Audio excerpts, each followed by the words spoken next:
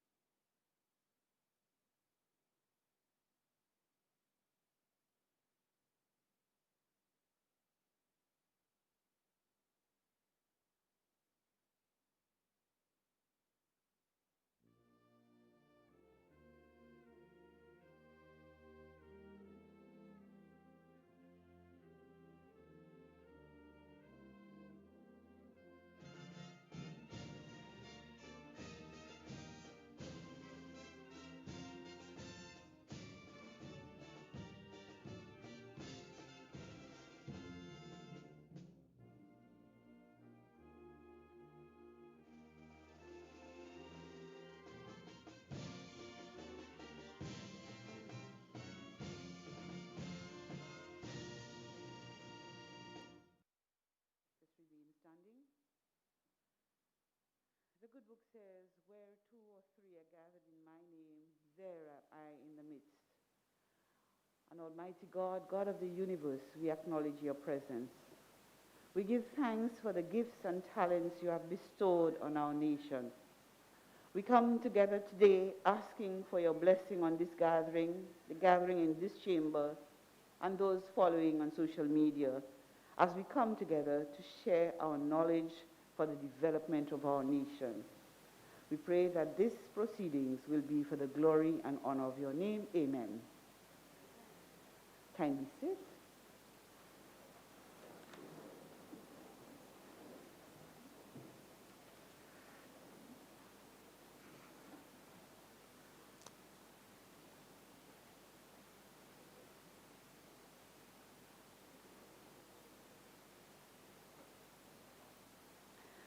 Dame Dr. Paulette Luisi, Governor General Emerita and member of the GEF SGP UNDP National Steering Committee.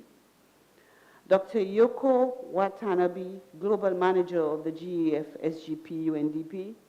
Luminaries from St. Lucia and the diaspora. Members of the CYEN, the Caribbean Youth Environment Network. Friends of SGP and colleagues in St. Lucia and the diaspora and beyond, colleagues from other SGP countries joining us, ladies and gentlemen. We at the SGP have waited for some time for this auspicious day to arrive, which will allow us to come together with friends to confront our simple yet difficult task of integrating research and innovation into sustainable development processes, and thus help to steer this ship called St. Lucia through turbulent environments. What we are certain of is that the future belongs to those who claim it and welcome it. These days, with the COVID-19 pandemic, it is easy to say, oh God, what next? However, we at the Global Environment Facility contend that it is at these times that we must rise to the challenge, break new ground, and create new pathways to the future. I recently ascended to the position of chair of the SGP-GEF-UNDP National Steering Committee in St. Lucia, and I must tell you that never have I seen a more dedicated group of volunteers giving of their time with such commitment, led by the chief givers in Anela Jamak and Giles Romulus. This level of giving is reminiscent of words of the Lebanese poet Khalil Gibran, who wrote in the book The Prophet, "Then said a rich man, speak to us of giving. And he answered, you give but little when you give of your possessions. It is when you give of yourself that you truly give. For what are your possessions but things that you keep and guard for fear you may need them tomorrow? And tomorrow, what shall tomorrow bring? To the next prudent dog burying bones in the trackless sand as it follows the pilgrimage to the holy city? And what is fear of need, but need itself? Is not dread of thirst when your well is full, thirst that is unquenchable? There are those who give little of much which they have, and they give it for recognition and their hidden desires, and their gifts are unwholesome. And there are those who have little and give it all. These are the believers in life and the bounty of life, and their coffer is never empty. There are those who give with joy, and that joy is their reward. And there are those who give with pain, and that pain is their baptism. And there are those who give and know not pain in giving, nor do they seek joy, nor give with mindless of virtue. They give as in yonder valley the myrtle breathes its fragrance into space. Khalid Gibran. Ladies and gentlemen, Khalid sums up the positives of pure, unadulterated giving and warns us of the giving that is loaded with self-interest. My National Steering Committee gives with a positivity and selflessness that I have seldom seen in my short life. Fellow St. Lucians, if there was a moment in the history of St. Lucia when there was a need for her sons and daughters to give, now is the time. We are convinced at the JEF, SGP, UNDP, that Helen will not do well in the future if we do not come together as a nation to contend with the complex problems which are buffeting us now and will continue in the future. From this chamber, therefore, the call goes out to St. Lucians, wherever you are, to contribute to the development of this country. Our nation needs you. As I end, let me thank the GEF SGP UNDP program on behalf of St. Lucia, for nowhere else have I seen a program so dedicated to the well-being of the downtrodden. It awards grants and offers technical assistance, but its strength is in mentoring and the selfless giving of its staff and volunteers. I am proud to have been associated myself with such a program, and I appeal to all St. Lucians to become an SGP supporter. And let us together tie our waists and confront the future with a fortitude which comes from our ancestors, our culture, and our Christian upbringing. Let us all say that I am a supporter of SGP. I bid all of you from within and without a hearty welcome, and let not our children condemn us for not trying. I thank you.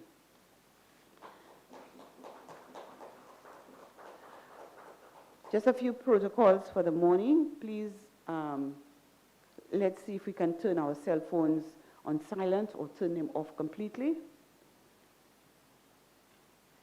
There are two podiums, one on each side of the room, so that when you stand to speak, I will invite you to one of the podiums.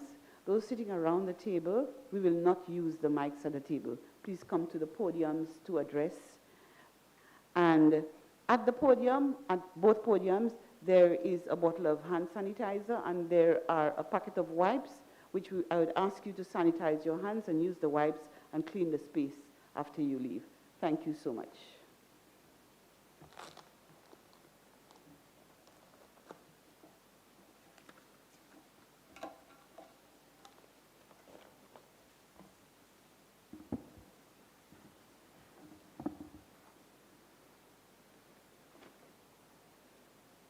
I now invite Mr. Giles Romulus, the National Coordinator of the...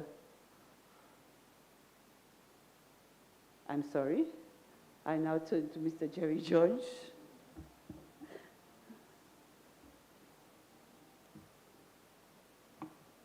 Thank you, Rosie. Dr. Husbands-Mathemer.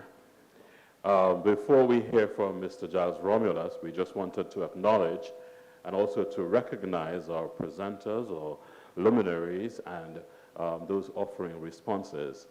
I'm joined by Linnell Malzer, and she will also join me in doing the honors. Quite a few of our presenters and luminaries are joining us by Zoom. So, Linnell. Thank you very much, Mr. Jerry George.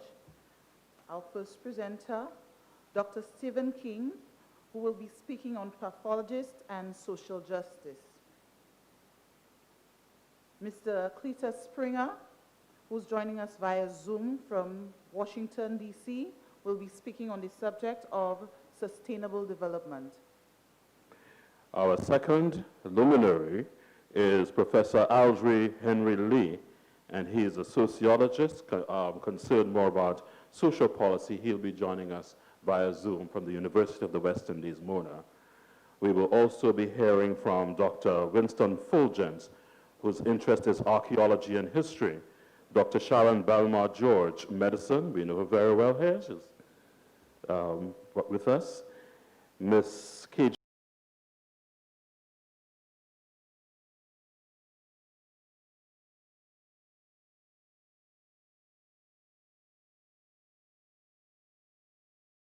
Who will be speaking on the subject of medicine, orthopedics, and regenerative medicine. He will be joining us via Zoom. Other speakers will be Mr. Brian Louisi, who will be speaking on business, again joining us via Zoom. Dr. Adrian Auger, who will be speaking on the subject of sociology, society, and Mrs. Joelle Charlemagne, who will be speaking on education. We'll also be joining Dr. Parry Husbands, supercomputer and artificial intelligence. That's his area of concern, and he will be joining us via Zoom from Cambridge University, Cambridge, Massachusetts, MIT, I think it is. And speakers will be Dr. Marie-Louise Felix, who's a scientist, particularly marine biology. She's joining us via Zoom.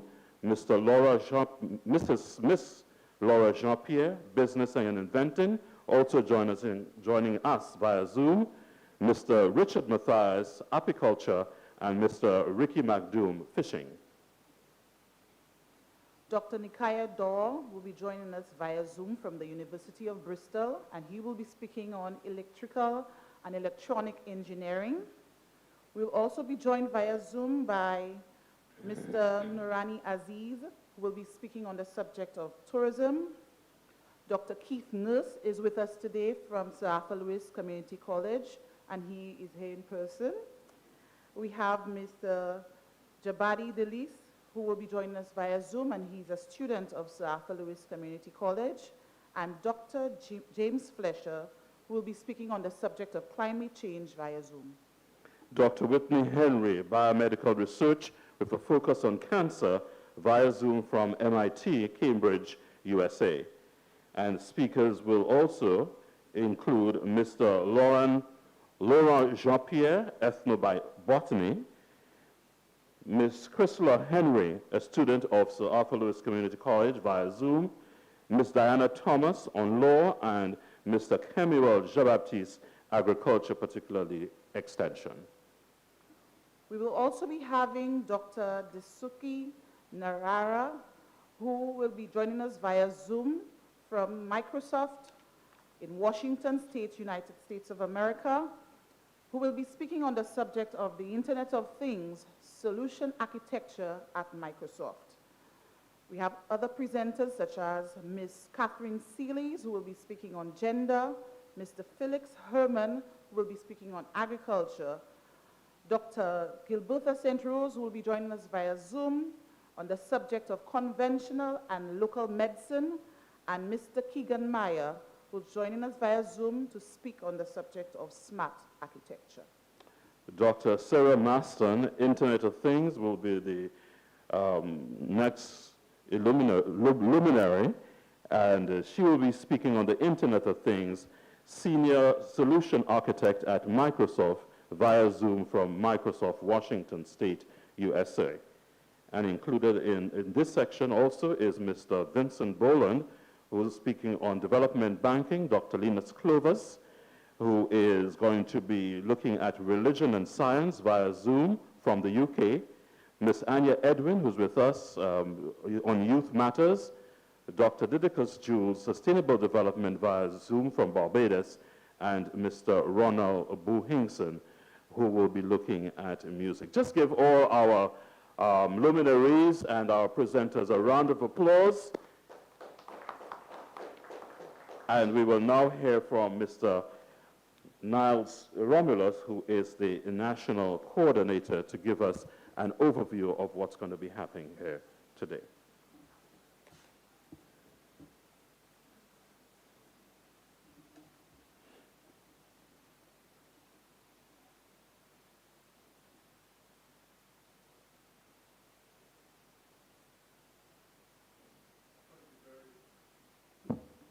Thank you, Jerry. Thank you, Linnell.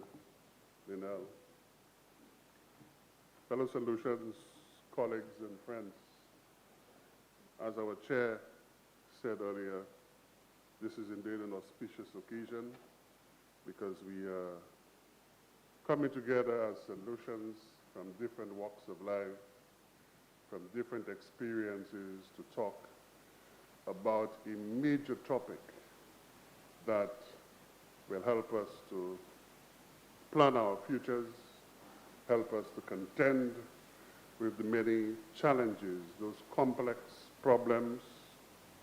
Some persons have referred to them as meta problems because they seem to change in shape and kind and complexity as you begin to address them. In our national anthem, it speaks to a call to all of us. Sons and daughters of St. Lucia, love the land that gave us birth. Very patriotic line, I may say, when you read it carefully. But it goes on in the second stanza to make a universal call to our St. Lucians. Wheresoever you may roam, love, O love, our island home. Meaning that wherever you are in the world, St. Lucia expects you to love her. And St. Lucia expects you to be kind to her. And in this moment of trials, when COVID-19, that intractable microbe, is affecting our lives, we need our St. Lucians more than ever. I want to submit that this is an opportunity for us to change. An opportunity for real transformation in this small island state. We will not bat above, or box rather, above our weight class, but we must bat within our weight class and affect all the classes above and below. Ladies and gentlemen, since we started the Small Grants Program in St. Lucia in 2012, when I checked our global database this morning before I came in here, we had funded 108 projects in St. Lucia, all over the country, and we had finally reached the 20 million Eastern Caribbean dollar mark. 108 projects, $20 million. And in investing in those projects over the last 8 years, we had the opportunity to go around St. Lucia, to mingle with people, talk with the fishers, talk with the ladies of the village, talk with the gentlemen of the village, talk with the aspiring inventors. And we have discovered that in St. Lucia there is a genius waiting to be nurtured to national and international prominence. Irrespective of whether people go to secondary school or university, there is a wisdom, there is an inner strength and a force that we must begin to tap into. I want to submit that research and innovation is not the domain of the white-coated gentleman or woman in a laboratory or hospital. It is all our business. Research and innovation can go from the bedroom to the boardroom, from the factory floor to the business establishment, from the cricket field to the dancing floor. Research for us must become one of the most important activities we do in our future. And we all know there is primary research to discover new ideas, and there is secondary research. I will never forget the experience I had back in around 1988-89 when I had the privilege of writing a contract for one Dr. George Proctor. Dr. Proctor is a well-known taxonomist from Jamaica. I believe at the time he was working in Puerto Rico. We brought him to St. Lucia to work with Jomo, Mr. Jean-Pierre. And one afternoon, they took a drive down to Shock. And when George returned to my office, George was sweating, and he said to me, "Do you know, I have just listed about 10 or 12 plants never listed for St. Lucia before?" In a matter of 2 hours, ladies and gentlemen, this famous taxonomist had identified between 10 and 12 plants never listed in the taxonomy of St. Lucia. And of course, my brain went all over, my God, what if these plants had, chemicals that could improve our health? What if these plants had chemicals that can cure cancer? And what if these plants had all kinds of things? It was then I realized that our biodiversity is understudied, underdocumented, and this is a challenge for this generation and the generation to come. In the area of secondary research, we have a problem that is growing in St. Lucia. We are not reading. When I was a child growing up in Castries, there were about 5 bookstores. I want you to walk through Castries now and show me one.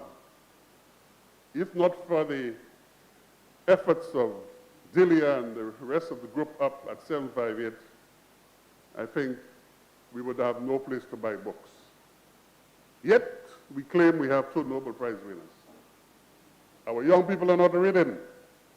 And I sit every day, I speak with them, I interact with them, and I say, "Have you read that book?" And they look at me in a puzzled countenance. They're not reading. And reading does such a thing to your mind.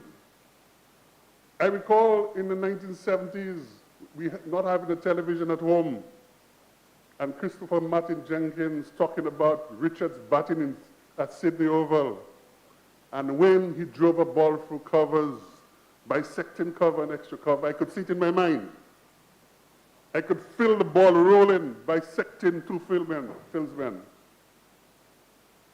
Nowadays, we are visually literate, and I don't want to talk about the illiteracy of the other parts. We don't read. Reading takes too much time. But reading is a form of secondary research that is of paramount importance to our own self-development and the development of our country. If we do not do it, crop will smoke our pipes. So research can be of the discovery type, where you discover new ideas, new concepts, new things, new laws of nature. When Einstein around 1915, 1917 discovered the laws of general relativity, that was a major breakthrough. He had to surpass Newtonian physics. But I want to say to the average solution out there that research and innovation is not, again, the domain of a doctor. I need to tell you a little story about my grandmother.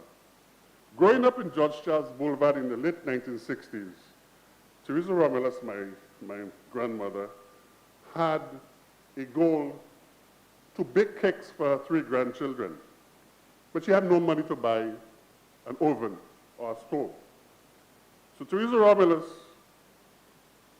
took a tin. Those of us who remember those sort of big tins that used to come with biscuits from Trinidad and Tobago around Christmas time. She took a tin, put a wire mesh in it, and put it on a coal pot with the dough. I remember that morning leaving for Marshall School, and she telling me, Jilo, you'll get kicked this afternoon.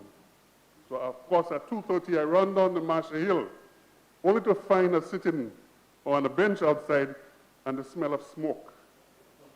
So I walked to the back, the kitchen was outside, and I said, oh my God, there was a near inferno there.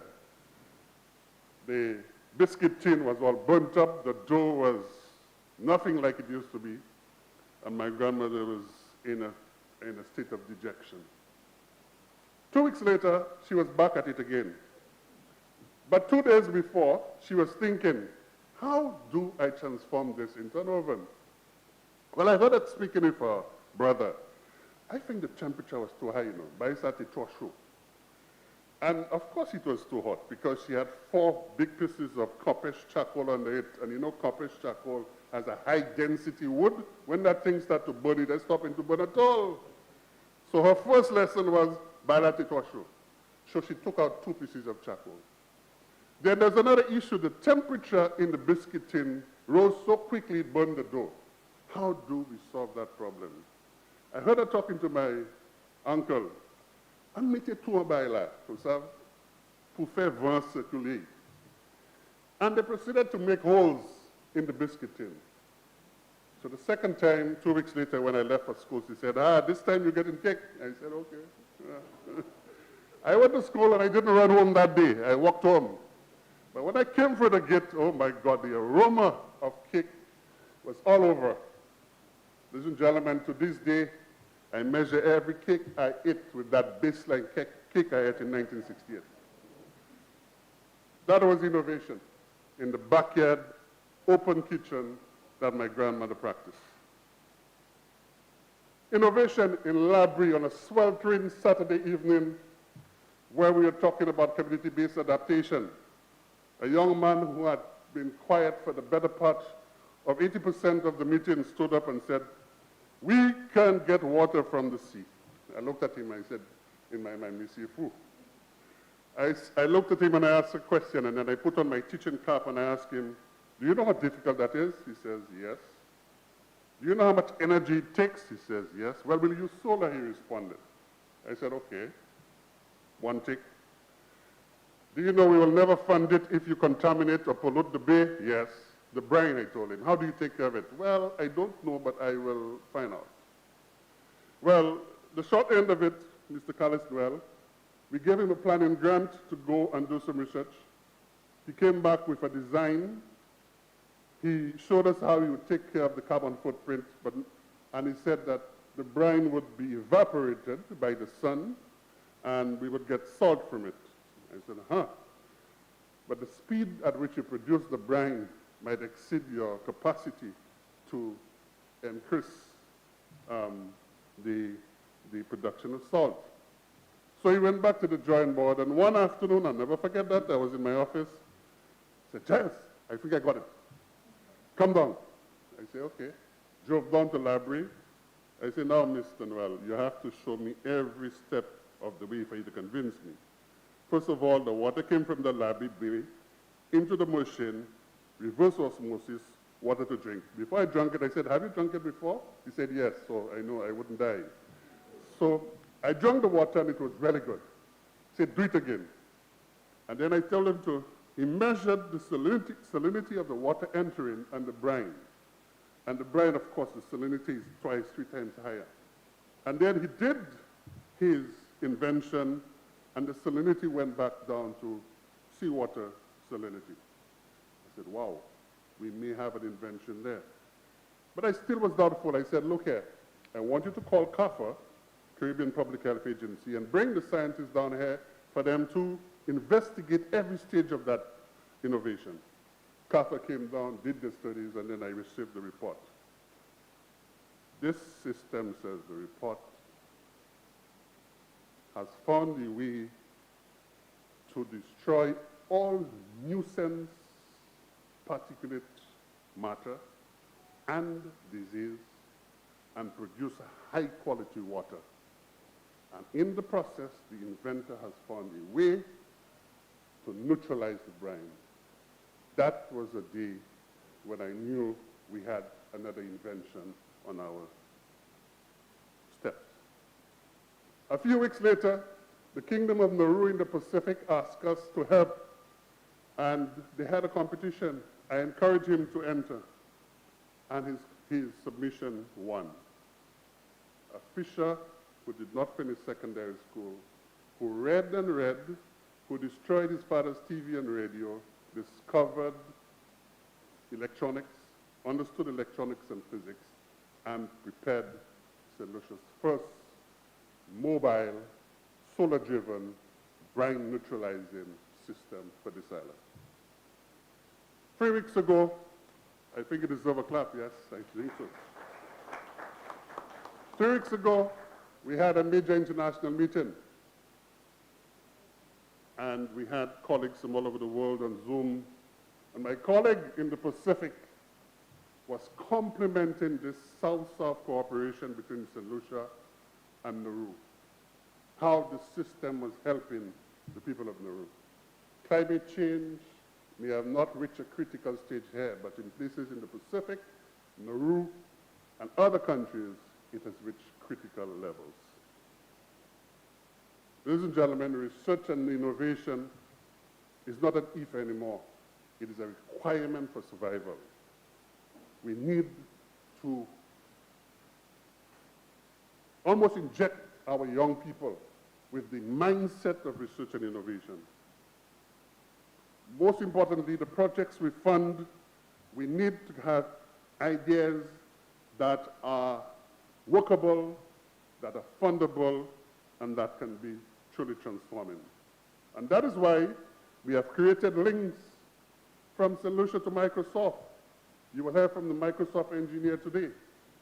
And there is a collaboration between Microsoft and our inventor, and I will be delighted next year to stand wherever I am in St. Lucia and to tell St. Lucia it has its first smart fish aggregating device connected to satellite and giving you information in real time. And not getting lost and doing ghost fishing. These are the kinds of expectations we have for this country. Research and innovation must become pivotal to what we do in banking, in fishing, in the kitchen, in agriculture, in medicine, and so on. Let me end by saying how delighted I am that this event is taking place today, and I look forward to listening to the various presentations by our colleagues. I must say I am proud that one of them is a past student of mine at St. Mary's College, Dr. Parry Husbands, Jr. I had the delight of invigilating the exams that when he sat to go to St. Mary's College. And I recall looking at Parry's paper at the time, and he had all right on the first page. So I said, oh, why are you going to St. Mary's? I better recruit him for presentation. But I couldn't do that at the time. And I subsequently taught him geography. So I want to recognize Parry as a young man that I taught at St. Mary's that has gone on to having 7 international patents to his name and more. Madam Chair, ladies and gentlemen, thank you very much for listening to my presentation, and I look forward to the wisdom that comes out of this House during this course of today. Thank you. Thank you, Giles. At this time, I wish to invite Mr. Edwin St. Catherine to the podium as he discusses with us his baseline results on research and innovation in St. Lucia.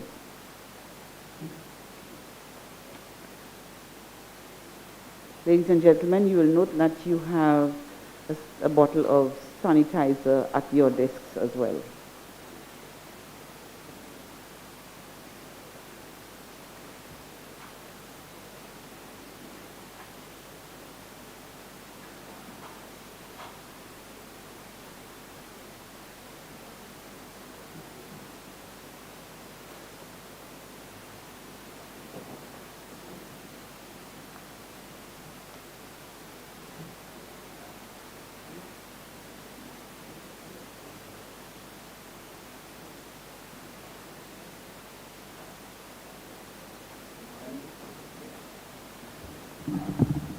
Good morning, everyone. Protocols having been established, I will take you through a survey on research and innovation that was done with 400 St. Lucian participants throughout St. Lucia. I take it I can flip with this, right? Okay. Okay. It was, of course, funded by Jeff, SGP, UNDP St. Lucia, and also the Caribbean Youth Environment Network. Right. I need to turn it on, right? Oh, okay. Could you just switch it for me, please? Try it. Sorry. I'm not sure how this works.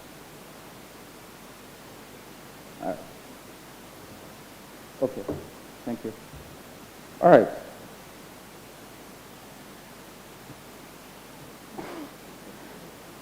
Sorry. Yes. Okay, so we had 400 participants. We had a sample that was randomly distributed, a stratified sample. Every district in St. Lucia was proportionately represented, or was proportionately representative of the population 15 years and over. The sample has an error margin of plus or minus 4%. And this means that each statistic, generally, will typically be within 4 percentage points of the real population value 95% of the time.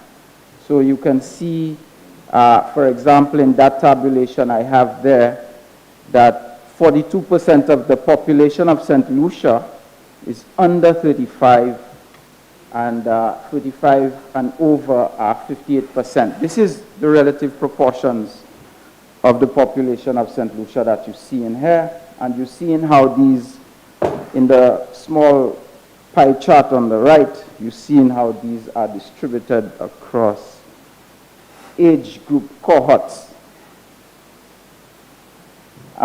Just some key demographic statistics. Again, 58% of the population is over 35. We are aging. Predominantly Catholic. 65% of the population has secondary school education or over. Our unemployment rate currently is about 29%. That's significantly higher than normal given the pandemic and the ravages it has imposed on our economy. And the proportionate distribution of the population between Castries and Grosile in the north, 53%, and the rest of St. Lucia is 47%. And this is the distribution of the sample across the districts, okay, roughly relative to the population distribution. We asked respondents, persons across all these different age groups and sex, what comes to mind when you hear the term research and innovation? Well, both groups, you see, without any significant difference between male and female, both groups believe that research and innovation is about advancement and progress for humankind.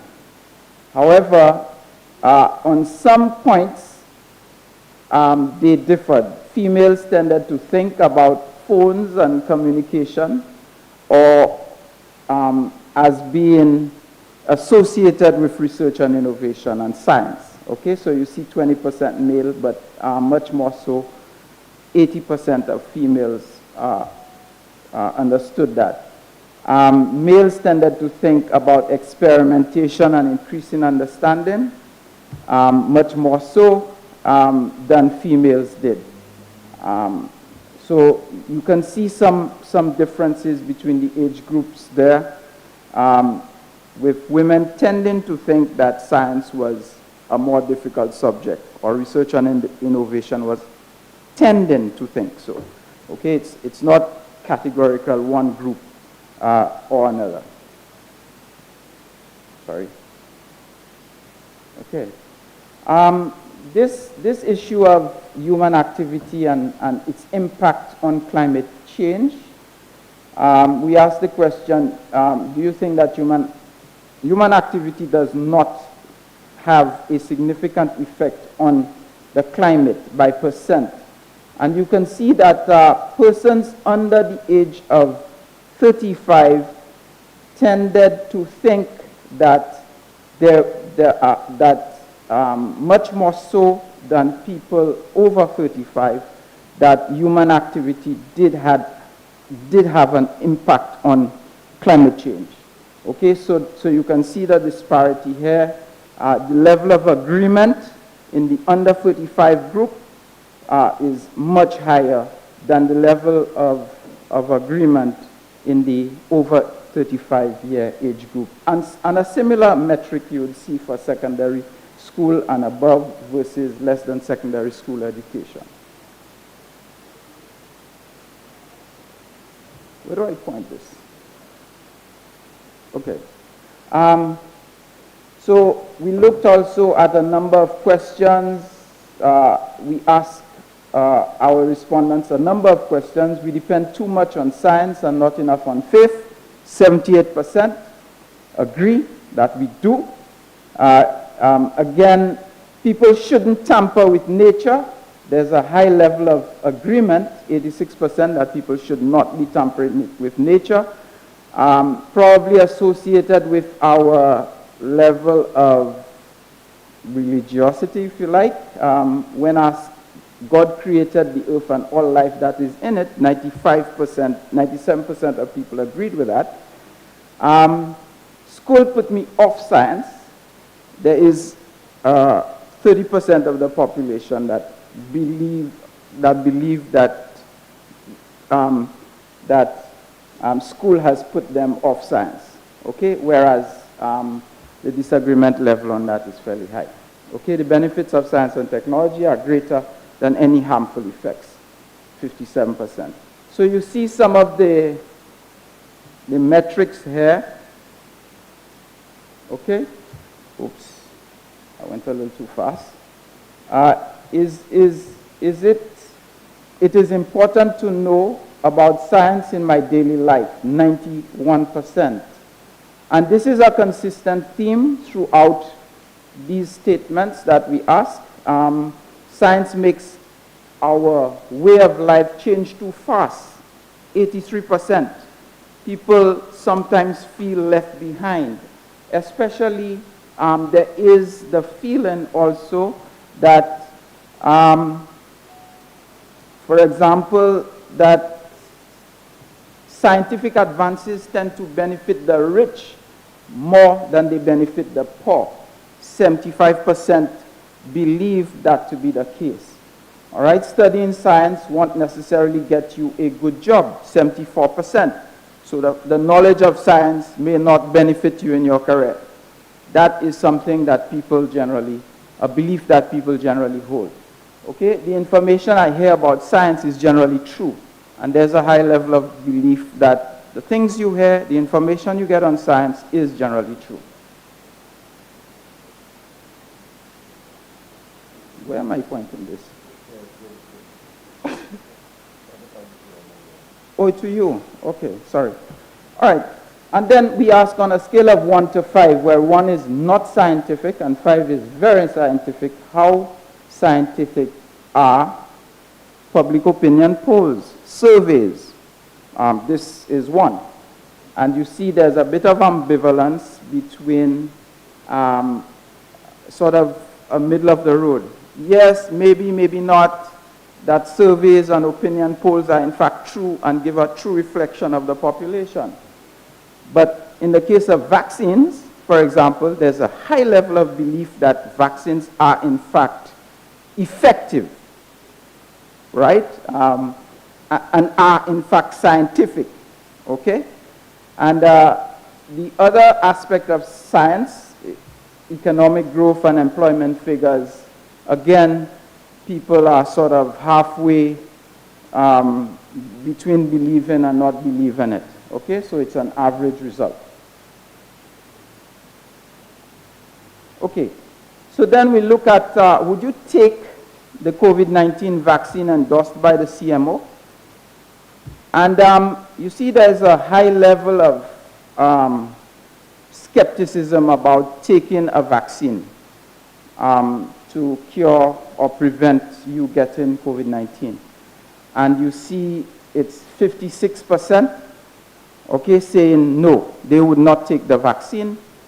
And then you have 15% saying yes, 21% saying maybe, 8% saying don't know. So if the policy is to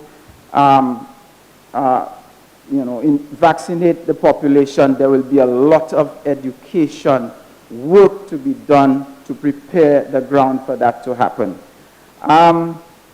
This result is consistent no matter how you look at it, whether you look at it with respect to age group, sex, education levels. All groups are equally skeptical about taking a vaccine. And you see I distributed it on the right with respect to broad age groups, right? The over 35s. But you see each of the bars are almost the same height. Okay, so each group is equally represented across. Some of the reasons: too soon, wait and see.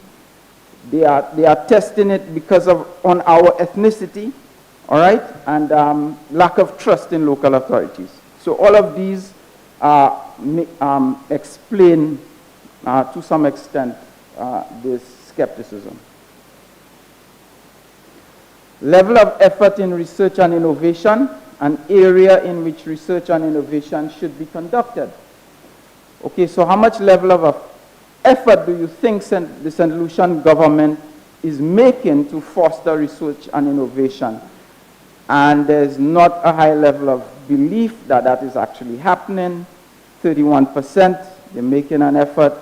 69% not making an effort. And then you see the areas in which people, the lay people in St. Lucia, the average St. Lucian believes that investment should be made in research and innovation. Clearly, in the area of health and nutrition, and that tends to be, there tends to be a recency bias associated with that metric, so it's very much heavily focused on health and nutrition, and then, of course, climate and energy, and, of course, the others, like, for example, digitization, communication, and security.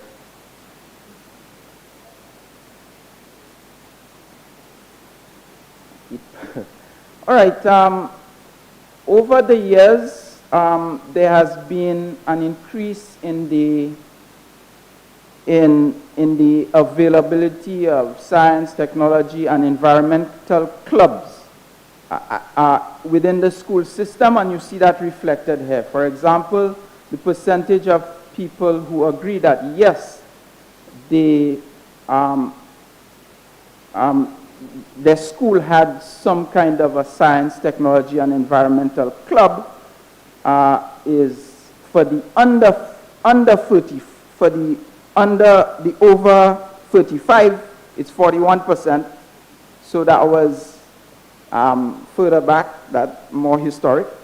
And the under 35 is more recent, 59%. So there's clearly been an increase in these forums at schools.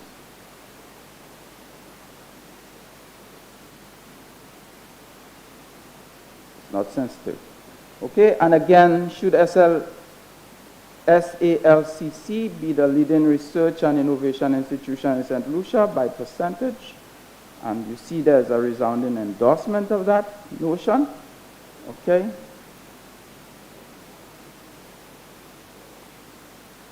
Okay.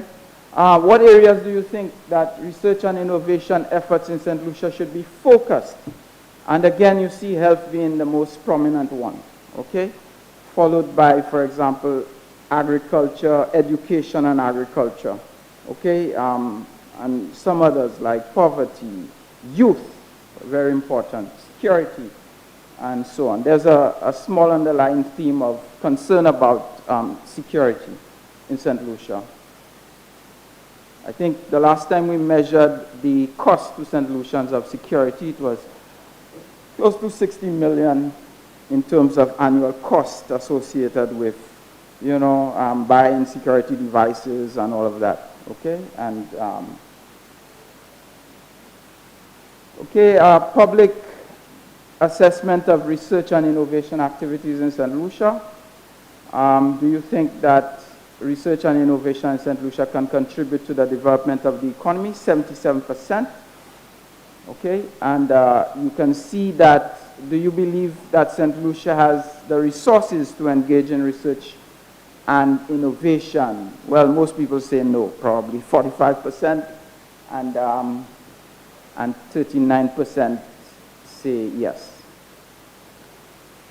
Okay, so the final report on this research and innovation survey will contain detailed analysis of knowledge, attitudes, and practices towards research and innovation, a full list of tabulations of all the variables and questions in this research and innovation survey will be produced using cross-tabulations against some of these key control variables that we have: age group, sex, district of residence, urban, rural, classic breakdowns, and economic activity status breakdowns, religion, and so on.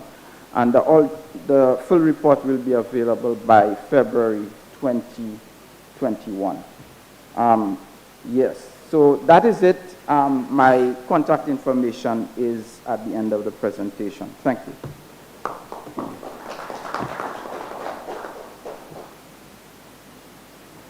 Thank you so much, Mr. St. Catherine.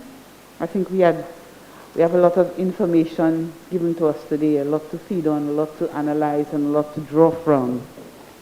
I now invite Jerry George and Giles Romulus to take over for the presentations from our luminaries.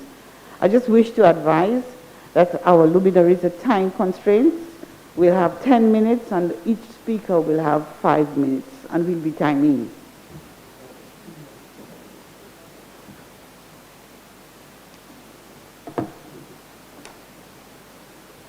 Thank you, Mr. St. Catherine, for this illuminating survey. After all, if we go into research and innovation, we have to start at a baseline. And we're going to be measuring that and to see what changes occur after our 6 months knowledge fair. So we will begin our presentations by our luminaries. And to open the baton for us would be Dr. Stephen King. And we need to bring Stephen into the picture now. Stephen is going to be the one talking on pathology, medicine, social justice, which is his area of expertise. ICT, is Dr. King ready? Yes, Good. Dr. King. Good morning. Yes. Welcome. Can you hear me? Yes, go ahead, Stephen. Can everybody hear me, please? Yes. Thank you. We hear you. Okay. Let me see if I can share my screen. I'd like to thank Jeff, UNDP Small Grants Project for inviting me to have or to speak to you. In particular, I'd like to thank Giles for his confidence. I wanted to start really, and I'm not sure that my screen is showing. Is my screen?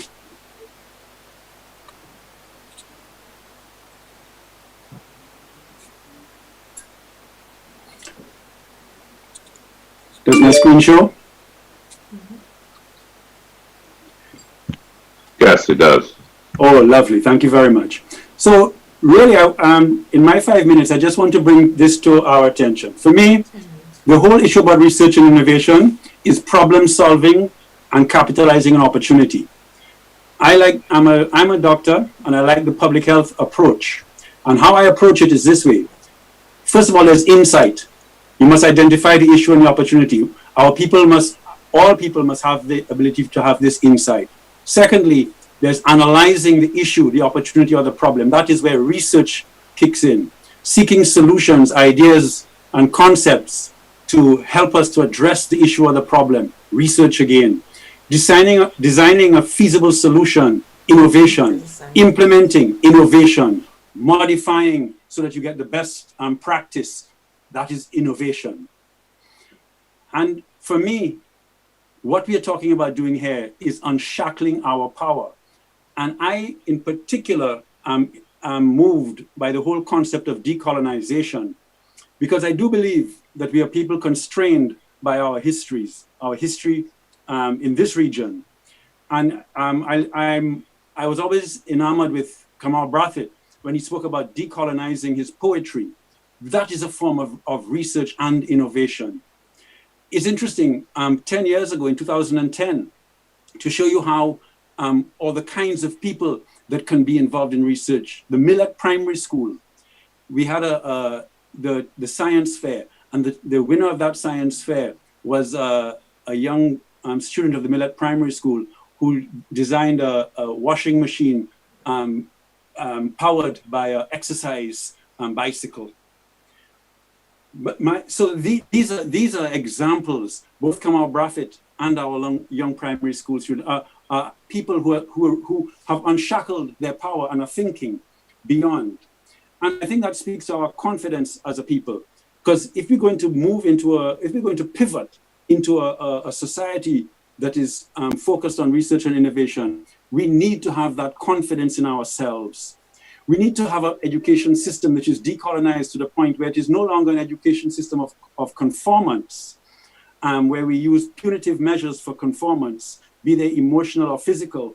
But we have a system of creative thinking and critical thinking where we allow our children to really grow. You can't have an education system where still it is so colonial that 80% of our children are considered failures within that system. So also the ability for the ordinary people to see, to again have these skills and be able to capitalize on opportunities that they themselves have, housewives, farmers, doctors, lawyers, everybody, because research and innovation is not just for some, but really for all.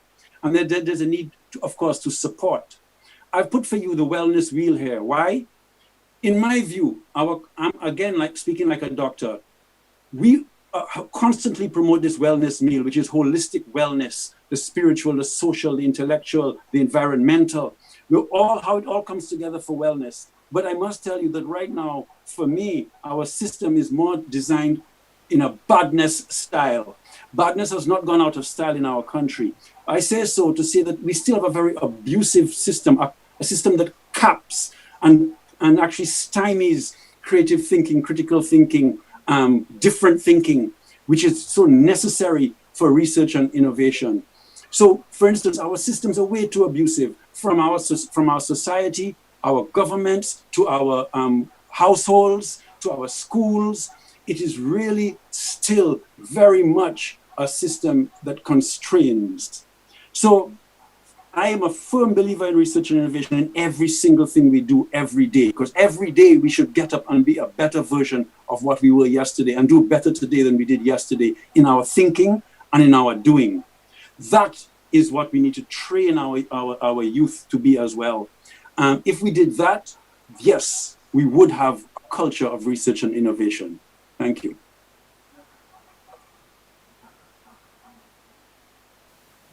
Thank you very much, Stephen, for this interesting presentation. You opened the button on shackling of our power, decolonization, building confidence, creative thinking, creative thought.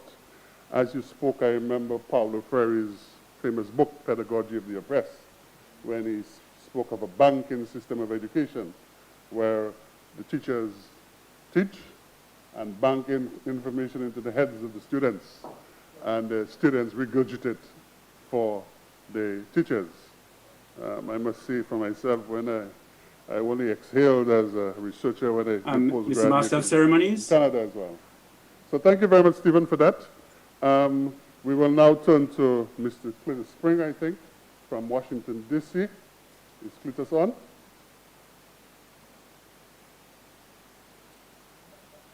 ICT? Yes, Cletus is there. iPhone?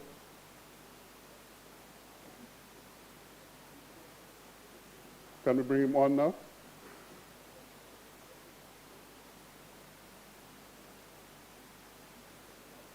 Okay, those of you who don't know Cletus worked in Hello. government. I'm not here. talking. I'm not hearing. Hello? Can we mute Dr. What's that? Can we I'm Giles. Yes, you must repeat everything you said. We didn't hear. Hi. I must repeat everything? Not you, Stephen, Giles. Oh, sorry. No, No, that was good, Stephen. Oh, thank you. Thanks. We're not hearing the chamber. Oh, okay. Can we unmute? You want to hear me? No, we hear you, Brian. We're trying to get Brian. Yeah. No, we want to hear Giles. What's up? I heard chamber, so I was wondering. No. Yes, good morning, everyone. I think Giles is busy talking.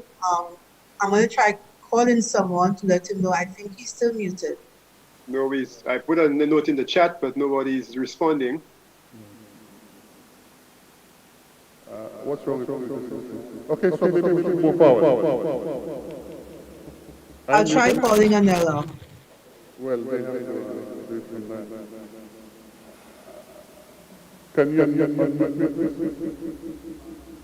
Okay, thank you very much. Cletus, can you hear us? There's an echo in the chamber. Okay, well, maybe we should move forward. We'll get back to him when he's ready.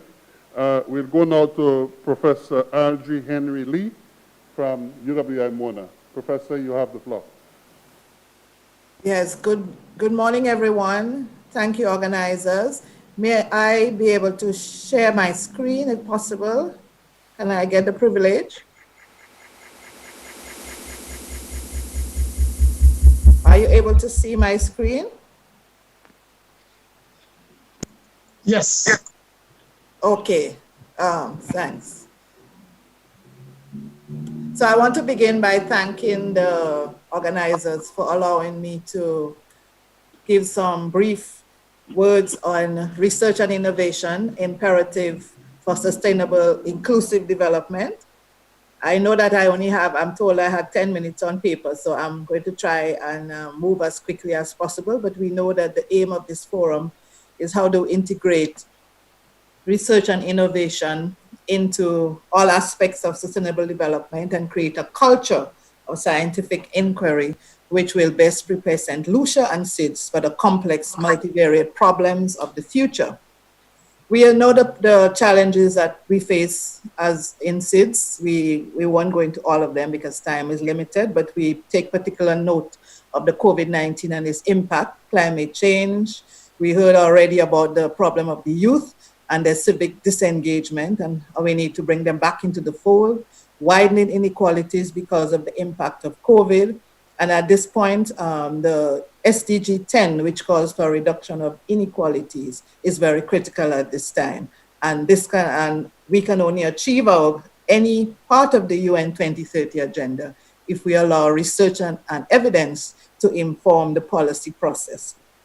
I have to commend, as I prepared for this presentation, I must make some commendations. I realized that there is a science, technology, and innovation policy that is being developed for St. Lucia.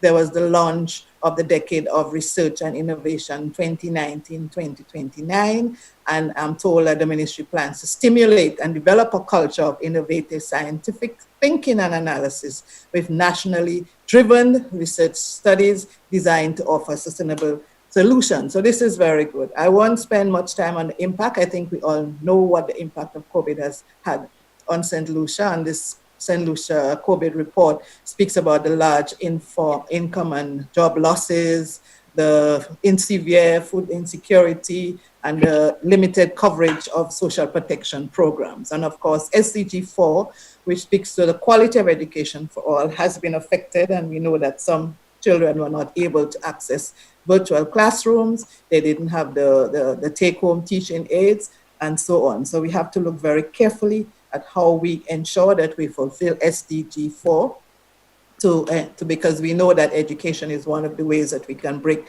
the intergenerational poverty. So UNCTAD reminds us that it is crucial, even as COVID is on, that countries reinforce their commitments to protect investment in science, technology, and innovation, and to design recovery packages that leverage technology and innovation for development.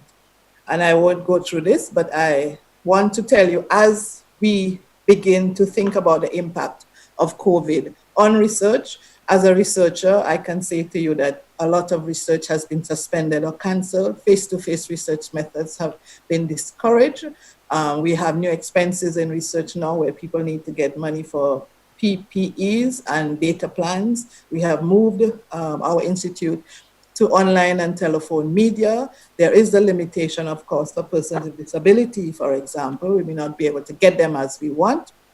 And we as researchers need to be increasingly creative in the conduct of our research, as the pandemic will be with us for some time.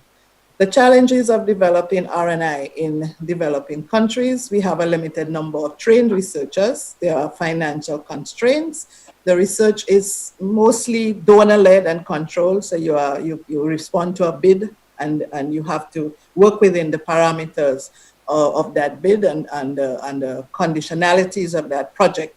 Culture in the Caribbean and in St. Lucia too is not supportive of longitudinal research, which is actually the best type of research, where you have baselines and you have monitor and evaluation frameworks, and you can evaluate an intervention. But we're very impatient people. We want to see results as quickly as possible. The Westminster model does not promote RNI because the politicians react to social pressures and opportunities for votes. They don't want to wait for research findings, and so they too have made it very difficult for us. And of course, our citizens are waiting for the state to do everything and don't realize that they themselves can be innovative in their own research and find solutions for themselves. The types of research that are needed is timely and relevant research. We need rapid assessments that will fill immediate needs and respond to crises. I spoke already about the longitudinal studies. We need multidisciplinary, interdisciplinary research. We need to look at research in a regional manner where we can join it as a unit of CARICOM, a unit of OECS, and carry out multi-country research and document best practices so that we can learn each other and share our information in a timely fashion. It is imperative that our research is inclusive. Vulnerable groups must be targeted. They must be allowed to participate. It has to be language sensitive, and everybody can speak English properly. So we need to ensure that we have, for example, in St. Lucia, that we have to be culturally sensitive. We need to be gender and diversity sensitive. And as the pandemic is with us, we need to be pandemic responsive and adaptive. We cannot stop research because of COVID, so we need to be flexible, but at all times, we must be ethical. We must not lose that part of it. The role of the university, I'm coming to an end. So the role of the university, we need to train and build capacity. The emphasis must be on critical thinking and innovation. We must train the change agents, be change agents ourselves, advocate for change, and that's where we can increase the number of think tanks that we have where we respond and evaluate policies and programs.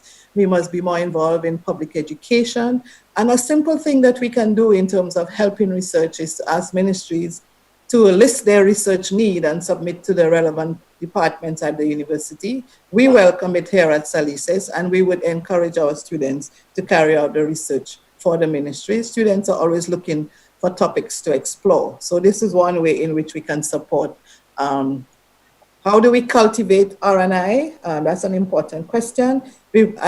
Stephen already spoke about it. We have to completely revamp the education system from early childhood. There's too much regurgitation, not enough critical thinking. We need to develop our critical thinking skills of our young people, reward creativity, and ensure that innovation and creativity are important elements of curriculum development. There's too much, there needs to be more emphasis on learning through play, because children will learn more if they are more relaxed and they are learning through play. Train community leaders, because especially now that we have COVID is on and we cannot go to the communities, we need to train our community leaders with some basic research skills. And in fact, we need to tell our community members that they are themselves walking databases. They have attitudes, they have perceptions, and Edwin and Catherine told us what they thought and what they didn't think and whether they wanted the vaccine. People, community citizens are walking databases full of data. Capacity building needs to be encouraged within state and non-state agencies. We need monies in our national budgets for research, and researchers themselves must make their research more friendly and accessible. We have a way sometimes that we present research in an unfriendly manner. This has to stop. And we have to think of different ways of presentation. For example, we have oral histories. We can think about documentaries, art and cultural expressions, animation. It doesn't always have to be text. We have to be more creative in the presentation of our research. And we have to use the technological revolution to our benefit to ensure vulnerable groups, example, persons with disabilities, can be included and access the information. So innovation is more about the people. The fulfillment of the SDGs must rely heavily on research and innovation, leaving no one behind. From conceptualization to dissemination of results is very critical. Research must be inclusive because, as the persons with disability tell us, nothing about us without us. And the last slide is just to tell us that research and innovation starts with each and every one of us. We begin with a self-assessment, critically examining how each and every one of us can improve our contribution to our family, to our workplace, to our community, to our country. Research and innovation is a personal responsibility, and this is how sustainable living and development will be attained. Thank you very much. Thank you very much, Professor Henry Lee. You know, from that presentation, you can see why Professor Lee has won the Vice Chancellor's Award for Research for a number of years at Mona. And she's a daughter of the soil, and she continues to blaze the trail at Mona for us, and she's given us the nuts and bolts of research and innovation. Ladies and gentlemen, we'll go back to Mr. Cletus Springer, I think, who is now available to speak to us on sustainable development. Cletus will be speaking to us from Washington, D.C. Cletus is a former permanent secretary in physical planning and also in tourism. He's also a former chairman of the Solution National Trust, and he has quite a number of skills. So over to Cletus now, please. Thanks very much. Thanks very much. And good morning, everybody. I'm picking up an echo of feedback. I hope you're not picking it up as well. I can't say how thrilled, really, really thrilled I am to see this event taking place this morning. It's something that I have advocated for many years. In fact, just last week, I came across a proposal that I submitted when I was at the OECD Secretariat to a particular government to set up this exact type of forum to sort of bridge the gap between local imagination, local creativity, and indigenous capabilities that reside in the diaspora. And basically, the proposal was to have a conference of this nature every year to bring creative thinkers from the diaspora together to share their insights, the appreciations of the trends in the global setting, in the global economy, in the global society, and to give to our people a sense of hope and a sense of encouragement that they can, within their own spaces, create solutions and find solutions to their own problems. And that's the segue that I want to use to bring to make a connection to the discussion that we're having this morning. I think research and innovation cannot be objectives for their own sake. They have to be initiatives that impact our people in a very real and tangible way. If we do not engage in these activities and ensure that they have a transformational impact on the lives and livelihoods of our people, then it becomes esoteric and meaningless. And so that's the critical objective that we have to frame in our minds in terms of how we proceed with this. I want to encourage also that we expand the frame of our discussion away from, not away from research and innovation, but to include as well the issue of science and technology. And so I'm suggesting that we expand our frame of reference to a concept which I will call STIR, the acronym STIR: Science, Technology, Innovation, and Research. And the STIR there is a play on giving impetus and encouraging our people to proceed along these lines. These are, of course, related issues, related aims and objectives, but each of them in their own domains have an enormous amount of impact and content. Science on its own is critical, technology on its own is critical, innovation and research. But when you bring them together, you find a overarching frame in which you can proceed to embed these things in the society and the economy. So very quickly, what are the things that I consider to be imperatives for our development at this time? I think our research has to be targeted at building our resilience, building the resilience of our citizens. How do we build a citizenry that is able to bounce back from the shocks that we experience in our daily lives and in our communities? And the bounce back and concept is one that is taking hold. I have to say, I'm very pleased to see the embrace that resilience is achieving, not just in St. Lucia, but across the Caribbean. So some of the areas in which we might want to focus that research is, in addition to resilience, I think green growth is an area of focus. The blue economy, the orange economy, youth entrepreneurship is, I think, extremely critical. And I think, Giles, in the examples that you gave earlier, you gave us the context in which we can see that kind of youth entrepreneurship really taking hold in our countries. Science-based decision-making, I have to emphasize that, because in my experience, this is one of the areas in which we have not progressed significantly at the national level in the Caribbean. We have this gap, this gulf between science and decision-making. We see things like environmental impacts assessments that are not understood and embraced for their value, and decisions being taken about the use of our natural resources that are not informed by the results of environmental impact assessments. We need to design and utilize the tools for science-based research and decision-making. We need to share knowledge, share experiences. We need to build our information and communication technologies.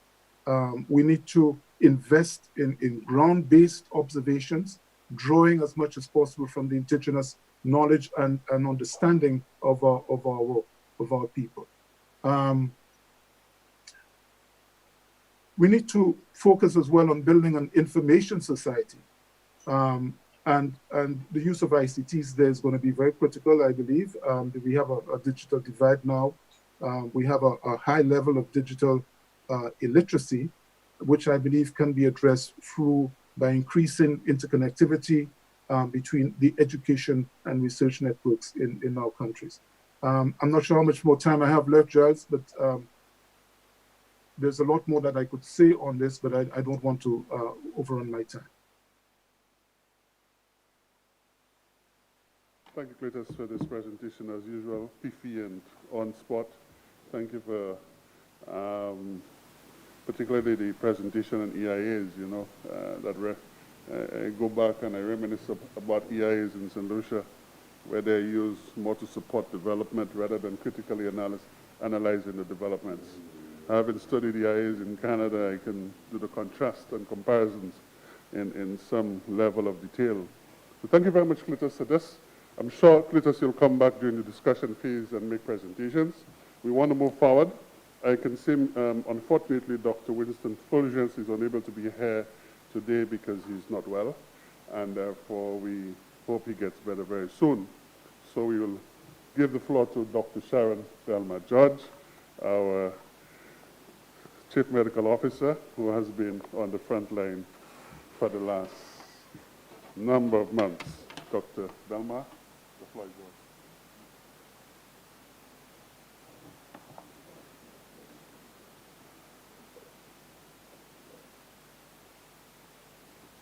Good morning to all. I would like to adopt the protocol that has already been established. And I would really like to thank the organizers for the opportunity to participate in this forum of research and innovation, which really forms the foundation of medicine and public health. At the United Nations Millennium Summit in 2000, governments of over 189 countries agreed upon the adopted United Nations Millennium Declaration that highlighted the 8 time-bound targets with a deadline of 2015, known as the Millennium Development Goals, with the main aim of improving the lives of the world's poorest people by 2015. But based on the successes achieved and the challenges faced up until the deadline of 2015, many nations believe that the world can still be a better place and set a new deadline of 2030. Governments agreed that the global goals for sustainable development will provide that critical pathway to achieve an eco-friendly and better world, so new goals were set. St. Lucia is among the list of countries working steadfastly towards meeting the 17 United Nations Sustainable Development Goals so that the citizens can have good health and well-being, experience gender equality, enjoy the basic right to clean water, sanitation, bring an end to poverty, facilitate industry, innovation, and infrastructure, among others. Research and innovation are 2 key activities that are vital to the attainment of the 17 United Nations Sustainable Development Goals. We need to look at the indicators, collect and analyze data to enable us to reach the expected targets for each of the Sustainable Development Goals in the various sectors. As advocated by the organization, Social Progress Imperative, I agree that our focus should be on life outcomes and social progress of our citizens and country, as this will bring us closer to meeting that benchmark for sustainability. Michael Green, the CEO of Social Progress Imperative, has advocated 3 overarching areas that should be paid particular attention to if we are to drive social progress to eventually achieve sustainable development. Researchers and innovators should focus their studies on the first one, basic human needs, which comprise of nutrition and basic medical care, water and sanitation, shelter and personal safety. The second one, the foundations of well-being, which speak of education, information and communication, health and wellness, and sustainable environment. The third one is the opportunity for citizens to improve themselves by having their rights respected, be free to make choices, and to be free from discrimination. Traditionally, research and innovation has really formed the foundation of medicine. This COVID-19 pandemic has affected the world beyond anyone's imagination, not only health-wise, but socially and financially, setting the stage for the conduct of a plethora of research and the creation of innovative technologies to help combat the virus and improve the outcome of our lives. Regionally, there are calls for healthcare providers and professionals of all spheres to conduct research and submit abstracts on COVID-19 related issues. Our frontline workers and public health practitioners have been seeing trends and taking note of how COVID-19 situation is impacting on the public and our healthcare and social systems in a similar way that we've seen the effect of Zika, chikungunya as new public health threats, dengue fever as one of our endemic diseases. Many countries are seeing the need for research and innovation, and St. Lucia will be a contributor to the global research pool as our people progress in seeking to conduct research guided by the Health Practitioners Act here, a legal instrument that calls for all research to be conducted in an ethical manner. It is imperative that public health recommendations be guided by evidence-based research, guided by the science for effective results, especially in resource-limited settings, such as here in St. Lucia. All research involving human participants, human tissue, human data must be reviewed by the legally constituted Research Ethics Committee of the Medical and Dental Council here in St. Lucia.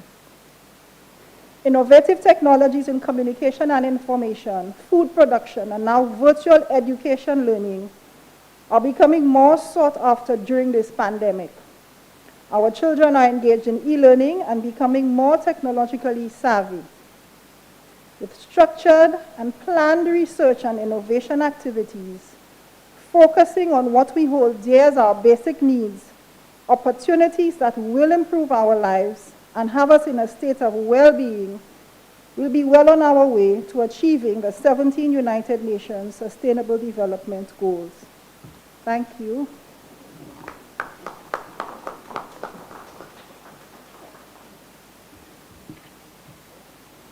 Thank you, Dr.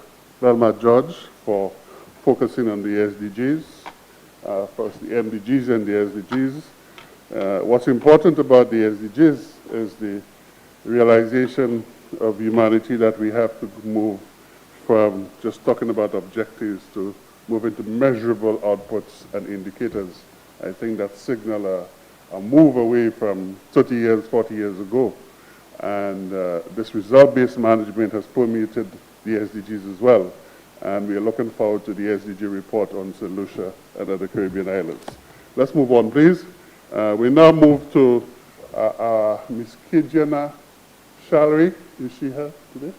Oh, Kijana Tusa Shalry. She's the operations manager of the Goodwill Fishermen of Vieux-Fort. So, Kijana, you have the floor. Welcome.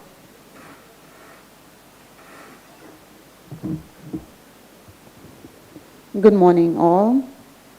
Allow me to adopt the protocol that has already been established. We'll focus a bit on visioning sustainable fishing 2020 and beyond. Sustainable fishing is of importance to the industry, as it is important that we leave enough fish in the ocean, respect the habitats, and ensure that those who depend on fishing for their livelihood can do so well into the future. So there is need for maintenance and sustainability of the industry. And of course, research and innovation would undoubtedly lend itself to achieve those. I will focus on a few broad areas where I feel that research and innovation would add positively to the industry. Many fishers use what we call the fish aggregating devices, or the FADs, as a method of catch, which tends to be sustainable for both preservation of the fishery as well as the management of input. On the input side, it tends to lend itself to more fuel efficiency because there is an advantage of concentration. And in the case of the fishery, there is need for the introduction of technology to modify the traditional FADs. And I'm pretty sure perhaps the speaker after me will perhaps touch a little more on that aspect. But it means that adding some level of technology to the aggregating devices would help assist in determining migratory patterns, feeding patterns, stock health, and so on. There is need for greater use of that type of fishing by the fisher folk, for greater investment in the creation and building and deployment of these aggregating devices, and the collection of analysis of data that will assist the decision makers in the planning process and thus lend itself to better decision making in order to enforce sustainability. Another area of importance is the marine protected areas.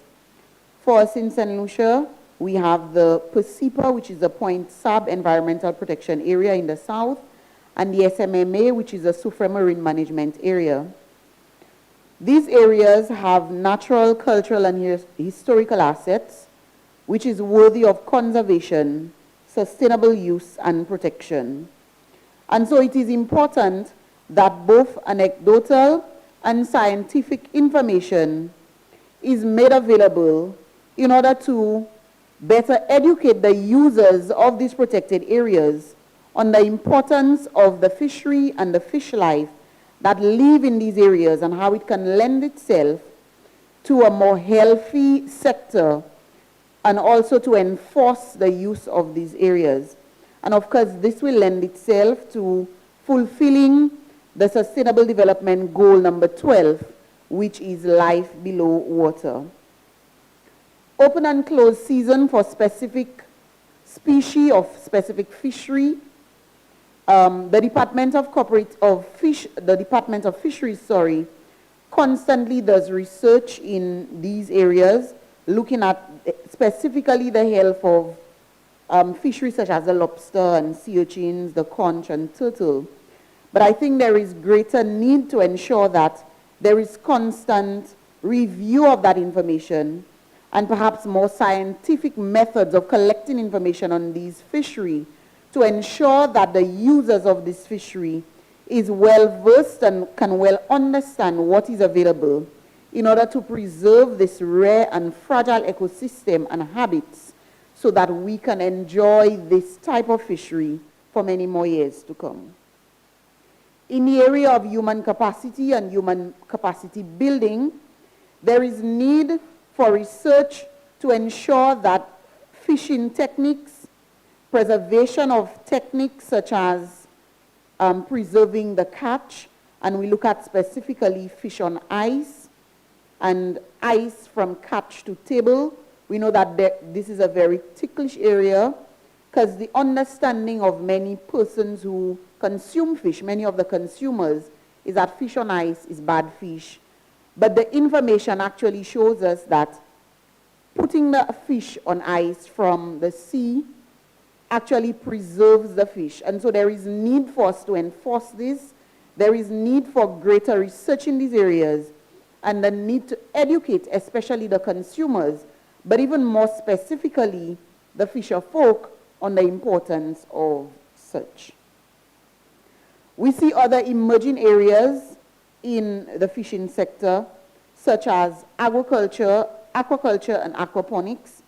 And the FAO research shows that these are the research of 2018 shows that these are very viable areas. And so there is need for more in-depth research in these areas so that we can streamline, but also that we can guide these processes to ensure that the fishery continues to remain sustainable and that we can continue to enjoy wholesome fish for years to come. I just want to mention as I close the St. Lucia Sectoral Adaptation Strategy and Action Plan for the fisheries sector. And that plan is, we refer to it as the SASAP, and it looks at 2018 to 2028 under the National Adaptation Planning Process. And I just want to highlight two of the outcomes. Outcome one, which looks at the enhanced enabling environment for climate adaptation action in the fisheries sector, and the strategic objectives under that outcome. One, to improve the national policy, legal, regulatory, and institutional framework to facilitate climate adaptation to the fisheries sector. And the second objective is to enhance human and institutional capacities for the design, implementation, monitoring, and evaluation of fisheries-related climate adaptation projects. And three objectives on the outcome two, which is the enhanced nutrition, food availability, quality, and security through adaptation in the fisheries sector. And the objectives are one, to improve productivity through climate resilient fisheries management systems. Two, to promote climate resilient aquaculture production in response to a changing climate. And three, to promote alternative livelihoods, creation and development, and to strengthen climate resilience in fishery-dependent businesses. And so it is important that additional research and specific targeted research is done in the area of fishing and the fishing sector, because we also acknowledge the importance of that sector in food production and in the decrease of our food import bill. And so it is important that we, as the users of the fishery, but also the policymakers, understand fully what the impacts are in that sector and how we can ensure that for years to come, that we continue to have a sustainable fishing sector due to the many benefits that it can bring to our island, St. Lucia. I thank you. Thank you very much, Mrs. Salary, for this presentation. I think you touched on all the important areas, marine protected areas and so on. But as you mentioned plants, you know, I want to make an observation here. We are very bullish on plants. We in St. Lucia and in the Caribbean, we like to quote our plants, outcome 1, outcome 2, outcome 3. And then after that, there is silence. And nobody comes back, say, 2 years, 3 years down the road and say, how many outcomes have been achieved or not achieved, or how many outputs have been achieved and not achieved. Part of the learning process, it appears to me, is that you need to do the evaluation of the outcomes, whether or not you achieve them or not. If you don't do that, then you are caught in that web. And sometimes the plans say the same thing every year. And I've been in the environmental business since the 1980s, late 1970s, early 80s, and I see some of the reports that come out on the plants, and I said, oh my God, I saw that already, you know, in 19-something, and I saw that already, and that should have been done already. So, reflection and so on. We have the next gentleman, Mr. Carlos Noel. At this juncture, I want to mention a project we have just funded with the Goodwill Fishers, Mrs. Hallery, Invictus, I think, the name of the company, and ourselves, and we are focusing on smart fishing aggregating device, and we have Microsoft as a partner in Washington State. Mr. Carlos Noel, you can perhaps use either this podium or this one. Let's welcome Carlos.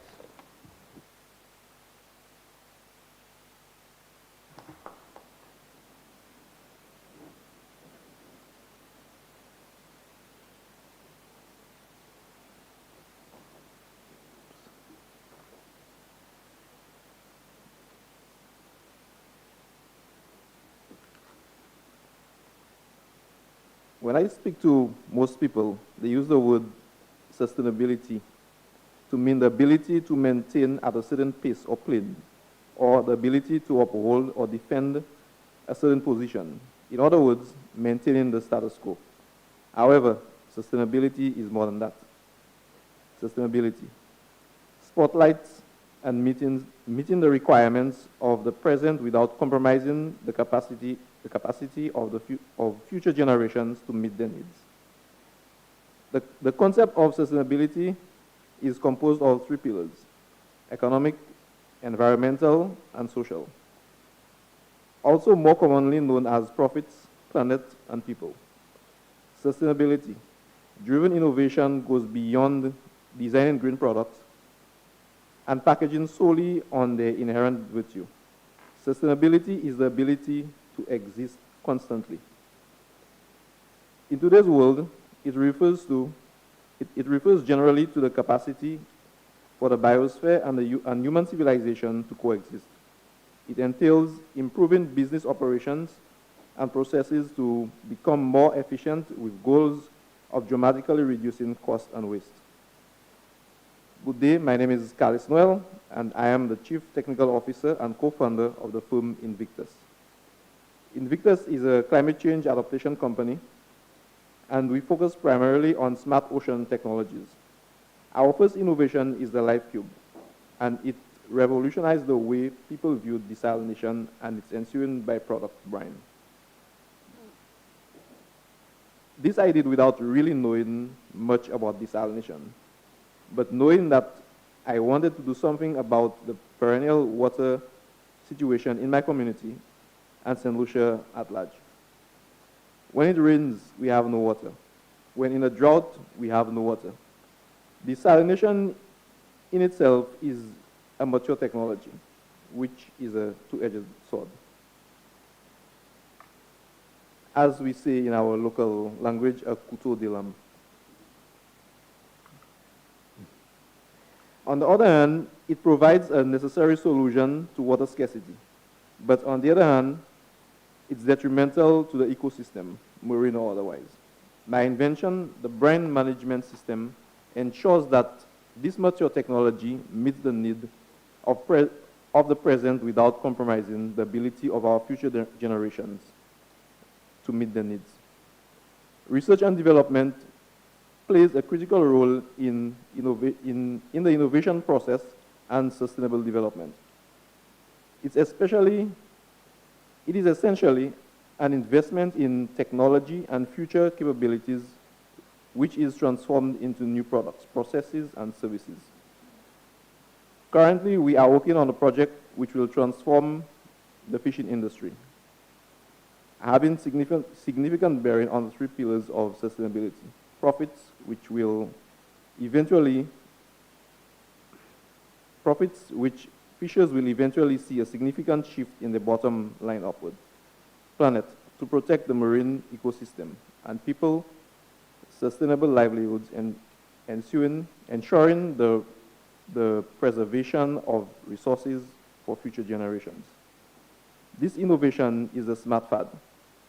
A FAD is a fish aggregating device, is a structure or device made of material, and it's used to lure fish. This can be natural or man-made. FADs are the most efficient and widely used fishing method, and its intent is to ensure fishers spend less time searching for profitable fishing grounds. But that is not always so. This supposed savior to fishermen is quite harmful in that they are largely unregulated. Now, while FADs have indeed helped fishermen discover more fishing grounds and land more fish and waste less fuel, and the efforts, there is a concern for the ecological impacts of using such technology. Because FADs attract a wide variety of fish, often endangered species and juvenile fish are caught incidentally. Furthermore, if FADs are abandoned at sea, they contribute to the global problem of marine debris and can eventually entangle wildlife, especially sea turtles. Some also worry about FADs can alter the migration patterns of some tuna species. The use of the smart FAD is meant to take the guesswork out of fishing, such that it mitigates unfettered abuse principally resulting in exhausted fishing grounds. The issue of overfishing has been mostly rooted in the unknown, gaps in data, and the absence of clear regional management guidelines. Life history trait includes growth rates, age of maturity, size are important variables to catalog in order to ameliorate against unregulated exploration, especially in the light of the already depleted population. Uncovering the reality behind this statement should be a priority for fishers and fisheries overall. If we are to truly alleviate the problem of overfishing, places on stock and the ecosystem. And this is an example of how the infusion of research and innovation impacts sustainability. The smart FAD is different from the existing technology as it goes beyond aggregation and incorporate functions of intelligence, actuation, and control in order to describe and analyze a situation and make decisions based on the available data and its explorative or robust manner, in an explorative or robust manner, thereby performing smart actions through a multifaceted approach. Improving FAD data collection and reporting could lead to enhanced enforcement of existing management measures while working with skippers on best practices at sea to help reduce capacity and fishing efforts and promote science-led efforts. We hope that this smart FAD, that the smartness of this system can create a cadre of smart fishers and more sustainable livelihoods. Thank you.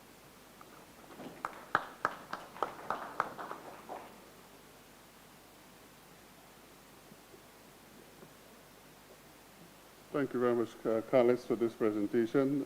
We look forward next year to be making an announcement in the area of food security, but also our protein deficit will be taken care of, and we will have a lower carbon footprint from our fishing industry. Ladies and gentlemen, now we turn to one of our luminaries, from our local luminaries to our international luminary. We go to Professor Cato Lawrenson.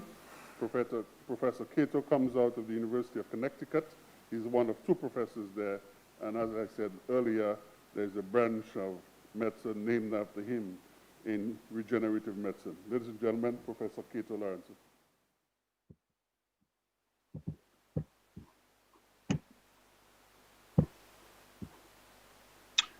Well, thank you very much. It's really an honor, a great honor to be here and with you today, and also a great honor to be the first from the diaspora to speak to you today. I am Dr. Cato Lawrenson. I'm the university professor, one of two at the University of Connecticut. My background is also that in orthopedic surgery and also in engineering. I do run the Connecticut Convergence Institute at the University of Connecticut. So my disclosures, I'll be discussing my relative disclosures. I own companies called Soft Tissue Regeneration Biores, Healing Orthopedic Technologies, Bone, and BioBind. I'm also on the board of directors of MiMedx, which is a public company. So my task given to me by Mr. Romulus was to tell them who you are, inspire young people, and provide some perspective and advice, but all in 10 minutes. So I'm going to try to do that. What I'm going to do is I'm going to tell you who I am. Along the way, I want to give thanks to St. Lucia. I want to discuss one of the signature achievements that we've had in terms of our work. I hope that my brief talk, inspires young people to think about working in the area that I'm working in. And also want to provide an opportunity for individuals, young people who want to work in the area from St. Lucia, and also provide some overall vision in terms of St. Lucia, in terms of these areas of science and technology. Well, I'm an academic orthopedic surgeon. I take care of patients, I operate, I teach, I take care of athletes in terms as a sports medicine doctor. I do minimally invasive surgery. That's me doing arthroscopy. I take care of teams. This is the national team, U.S. national team for boxing. And I take care of, I'm a member of USA Boxing as a boxing physician and ringside boxing physician in terms of my work. I've had a number of administrative leadership positions. I've been chair of orthopedic surgery at the University of Virginia, University of Connecticut. I was dean of the medical school and vice president for health affairs, and ran our overall university translational science institute. And right now I'm the university professor, and I'm CEO of the Connecticut Convergence Institute here at the University of Connecticut. One of my big jobs is I'm a scientist and an engineer, and I think that's one of the reasons why I was asked to come and speak in terms of research and innovation. I want to take the opportunity to thank St. Lucia, and particularly Dr. Gail Rigobert, and I have an open letter I wanted to send to her. It says, Dr. Rigobert, I'd like to take this opportunity again to thank you for providing an endorsement for me for the prestigious UNESCO Equatorial Guinea International Prize for Research in the Life Sciences, which is Africa's all life science prize. On the recommendation of an international jury, the Director General decided to award me the prize. I am happy and proud to share our culture and our history throughout the world. So my staff has created a precise replica of the prize proclamation, and I would be honored to provide it to the nation of St. Lucia for display in the Parliament of St. Lucia. So thanks again. As is shown here, I did win the UNESCO Equatorial Guinea International Prize for Research in Life Sciences and became the first American, the first of St. Lucian descent to earn the award. The ceremony took place during the African Union Heads of State Summit in Addis Ababa, Ethiopia, and I was formally selected for my contributions to the field of regenerative engineering. And so I'd like to play a small video which introduces me. That was done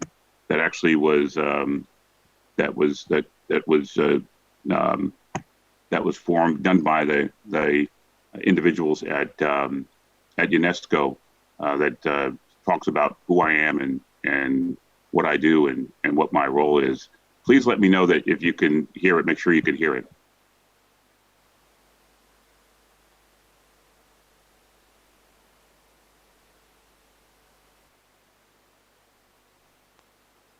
Yes, we're hearing.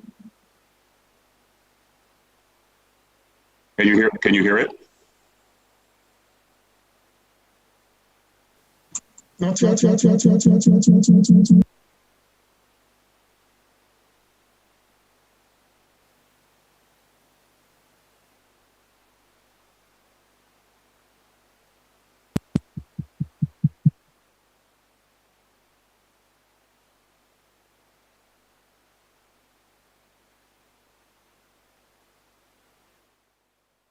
Change probably which app you're sharing. You're currently sharing PowerPoint.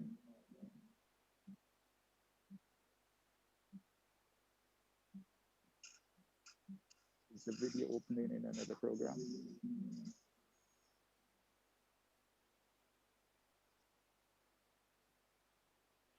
You see, it's behind.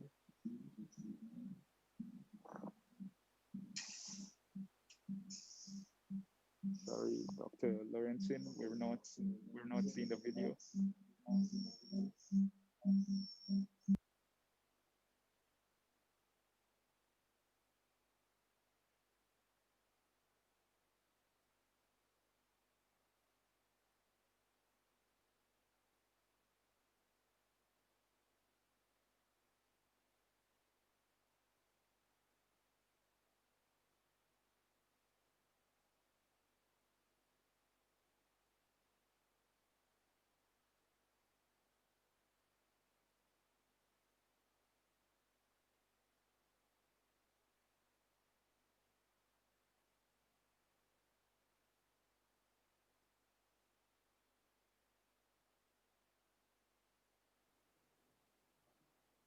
Hi, Dr. Lorenzen. We're not seeing the video, and perhaps it's an issue of different programs, maybe. May I suggest you continue with your PowerPoint presentation while our ICT technicians try to address that problem. So continue the slide presentation, and then we'll try to address it at the end. Go ahead.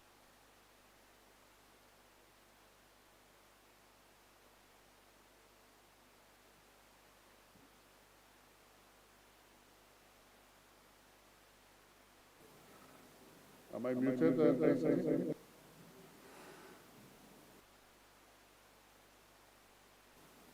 Dr. Lorenzen, I was just saying that we're having problems watching the video, so we are proposing that you proceed with the PowerPoint presentation, and we will try to rectify the problem at the end of your video, of the PowerPoint. So proceed.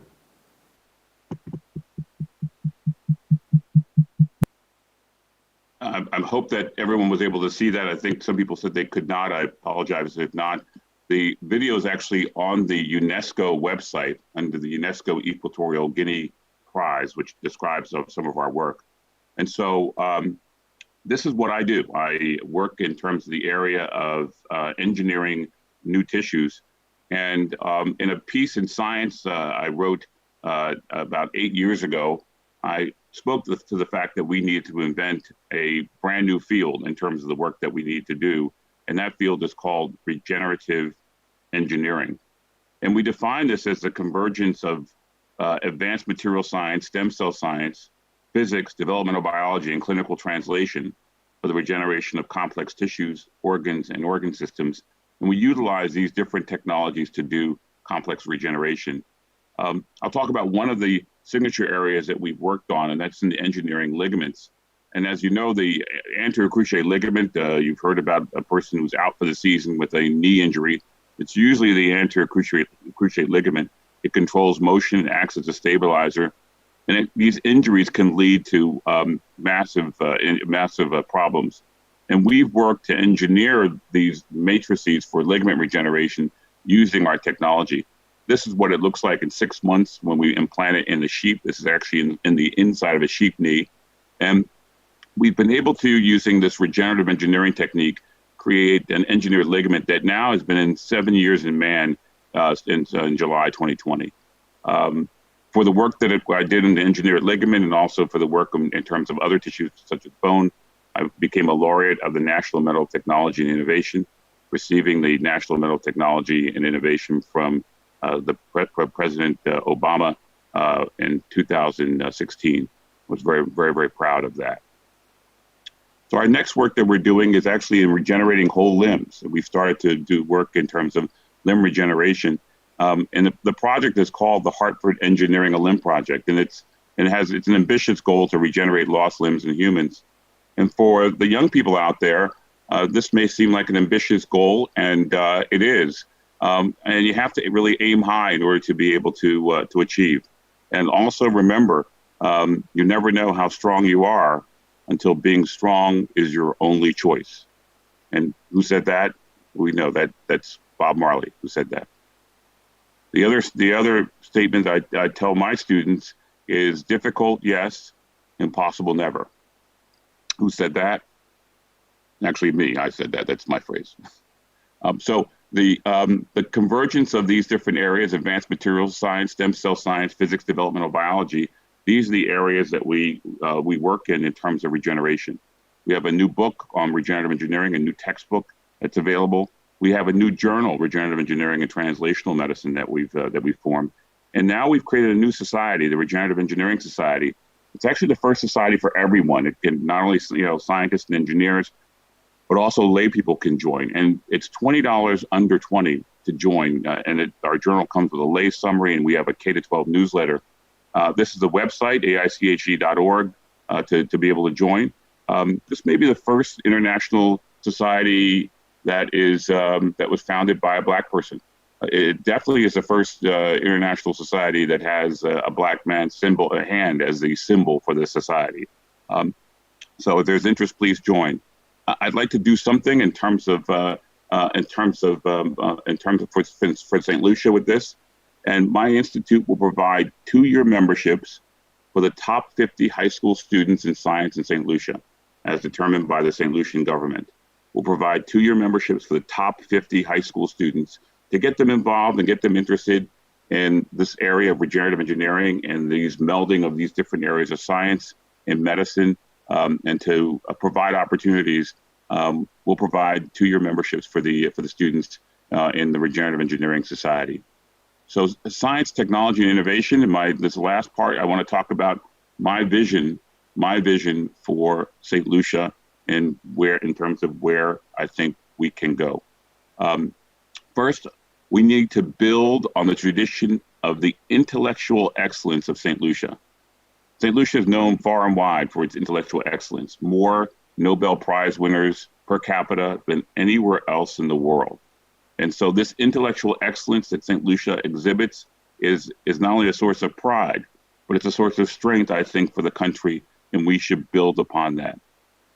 My vision would be to create a clinical research, technology, an entrepreneurial institute in St. Lucia, that we would create an environment of world-class clinical care, world-class biomedical and medical engineering, science and technology, and an entrepreneurial hub. It's important that entrepreneurship is promoted, translating technology to corporate incubators in the area, and also industrial parks for companies in St. Lucia. So I think that I look forward to helping in the knowledge building. I look forward to helping in the technology development, and also look forward to working with you in commercialization. Thank you. Thank you so much.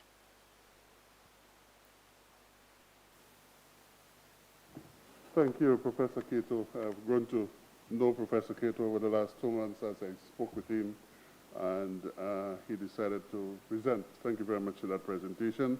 I think you have offered St. Lucia a significant prize for our students. The principal of South Community College is here, and the director of innovation, and I'm sure they're going to convey that to our ministers, and we'll take that up. Importantly, Professor, I hope you come to St. Lucia very soon. Professor Kito's father apparently comes from Masha, where I was born and brought up, And those of you who know the intersection of Rock Hall and Marshall Road, there's a little grocery store there owned by Lawrenson. That is the origin of this gentleman here, and so on. And he has relatives that were great footballers, so Shamrock and CYO, the great rivalry days. Thank you very much, Professor Cato, for that. I'm sure we'll take that up during the discussion phase. We now invite, go into the realm of business and invite the CEO of the St. Lucia Chamber of Commerce, Mr. Brian Louisi, to take the floor now. Brian? Thank you very much, Giles. Good morning, ladies and gentlemen. Let me thank the GF for inviting me to be part of this. I'm honored to share the same mic and stage with our very excellent luminaries, who I think really deserve that term more than I do. I think it's quite obvious, and coming right off the last presenter, Dr. Lawrenson, it's quite obvious that there is a strong nexus between business and innovation, and research and technology. In fact, if we're not able to have our persons who are innovating, who are researching and creating and using their intellectual capital to see the benefits of it, we're going to have some challenges. We need to make research and innovation sexy. In the business community, research and innovation is not necessarily about being sexy. It's a necessity for survival. In an environment where the technology is so rapidly improving, we're in what we call the fourth industrial revolution. And in such a climate, if you're not, as a business, actively engaged in research and innovation, you are not going to be around for much longer. So there's a razor depth. There's a real rationale why businesses have to innovate. And I think that one of the challenges we have is that businesses have found in the past, research has been expensive. New technologies have been expensive. Access to information was time-consuming and expensive. But in this modern era, that is no longer the case. The ITC, digital divide, digital technology is making access to technology really the great equalizer. We have seen changes take place that make us think. Years ago, I remember reading Alan Lewis, our former Governor General and brother to Sir Arthur Lewis. He did his law degree by correspondence. In this modern world, we're talking about virtual education. So from St. Lucia, he did his law degree and he taught the Commonwealth. So we have that experience, we have that culture of excellence. And so in using the technology, we should feel comfortable and confident that we can do it and we have no excuse. The business community continues to recognize that we need better access to technology, better access to information, even local information. We continue to treat local information housed in government as national secrets. We have great research and great data sets sitting in government offices that if we try to get, we have to jump through hoops. If we want people to use the information and use technology, we must find ways to make that technology and that access to information a lot easier. Access to human resources is, again, no longer a hurdle, is no longer a constraint. We now have persons in the business community, in education, working with each other from across the world, not having met each other in face-to-face. We should therefore use that access to human resources to strengthen our management capacities and our ability to innovate at the local level. But talking about management capacities, I think this is the key thing. How do our managers start to create innovative firms and firms that make innovation a day-to-day operation and activity, rather than continue to manage in the old way of do as I say. This is how we've always done it. This is where the innovation is to take place, in the way we think. Change how we think, change how we manage, so that we can better understand, and we have a desire to understand how to innovate and to encourage innovation. We hire bright young persons, and do we allow them to innovate? Do we allow them to bring in the new modes of thinking? Do we understand that we have the new generation that is thinking differently? I think it's absolutely essential that we recognize that we need to, as Dr. King said and other speakers have said, change our education system so that we develop more problem-solving persons, people who are willing to look at issues, look at things and say, how can I do it better? How could I do it differently to save costs, to save time, and to get higher returns? The Chamber is looking at hosting in the next couple of weeks a design thinking workshop with one of our partners, the Foundation from the German Savings Bank. We call them the Savings Bank Foundation for International Cooperation, where we will be working with our businesses to talk about how we do design thinking, how we do problem solving, how we bring people together, and we go through a systematic process to solve problems and find new ways of doing things to bring benefits to companies. If we don't start doing that, and if businesses are not encouraged to do that and facilitated in doing that, and we create an environment, we will not innovate. And if businesses do not innovate, they will die. Technology costs are coming down, and so businesses are quickly and more quickly absorbing these technologies and using it. We need to therefore lead by example, create the environment for innovation, create the human resource that is prepared to innovate, and change the mindset. And I want to say that this discussion, research on research and technology, is extremely important to that. We have to create this type of dialogue where people understand and people share experiences and network to start to innovate. We have to also create an environment where people start to do research. And the research is used, the research is applied. Because unless it's applied, it's not an innovation, it's just a creation that's sitting there. We need to apply the innovations, apply the new ideas, the new systems, and the new processes. And I think the business community is coming along with that.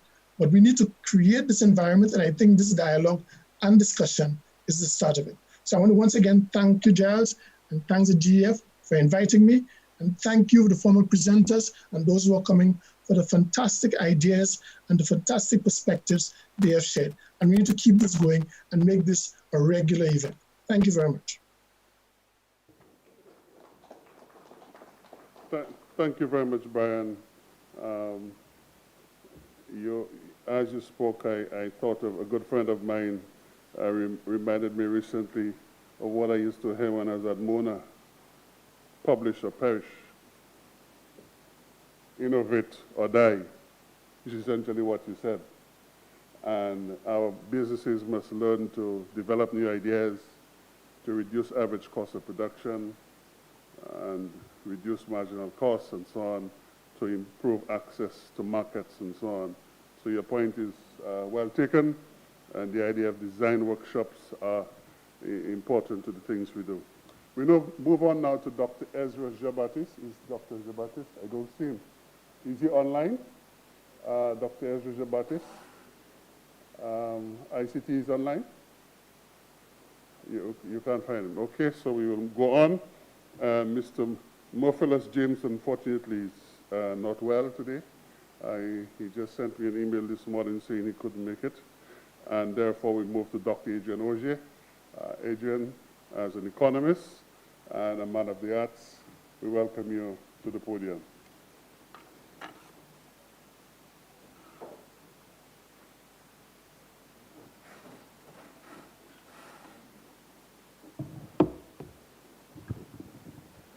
Thank you, Giles. Time is short, so I'm going to move quickly along. a few opening statements about where we are, what we need to do, and some life experiences, some life examples of what we can do immediately. Art and economics are not separate and opposing sciences. I'd like to start by dispelling that notion, because the future does indeed belong to the hybrids, the mavericks, the multilingualists who speak the languages of several sectors. There are so many false boxes into which we continue to lock ourselves, like English versus Creole, when in fact we are delightfully bilingual and therefore predisposed to linguistics. Art and economics are both dedicated to critical observation, interpretation, expression, even prediction, and ultimately lead to solution design. So I'm going to bridge those fields today, as I must every day of my life. Consider that whoever prevails at the next general election will inherit an economy distressed by COVID and compromised by pre-existing deficiencies. Those include fiscal weakness, poor physical infrastructure, inadequate service systems. These deficiencies will drag out any recovery and will still need correction even after we return to some semblance of normalcy. That is, if we wish to overcome our chronic economic anemia. That anemia is directly related to three things: an overdependence on tourism, an addiction to foreign investment, and an over-reliance on external trade. And thus we face the black hole characterized by another three. Our problems come in threes, it seems. This looming black hole of low wages, low growth, and high debt. Those are the economic challenges facing us looking into the future, and this is not news.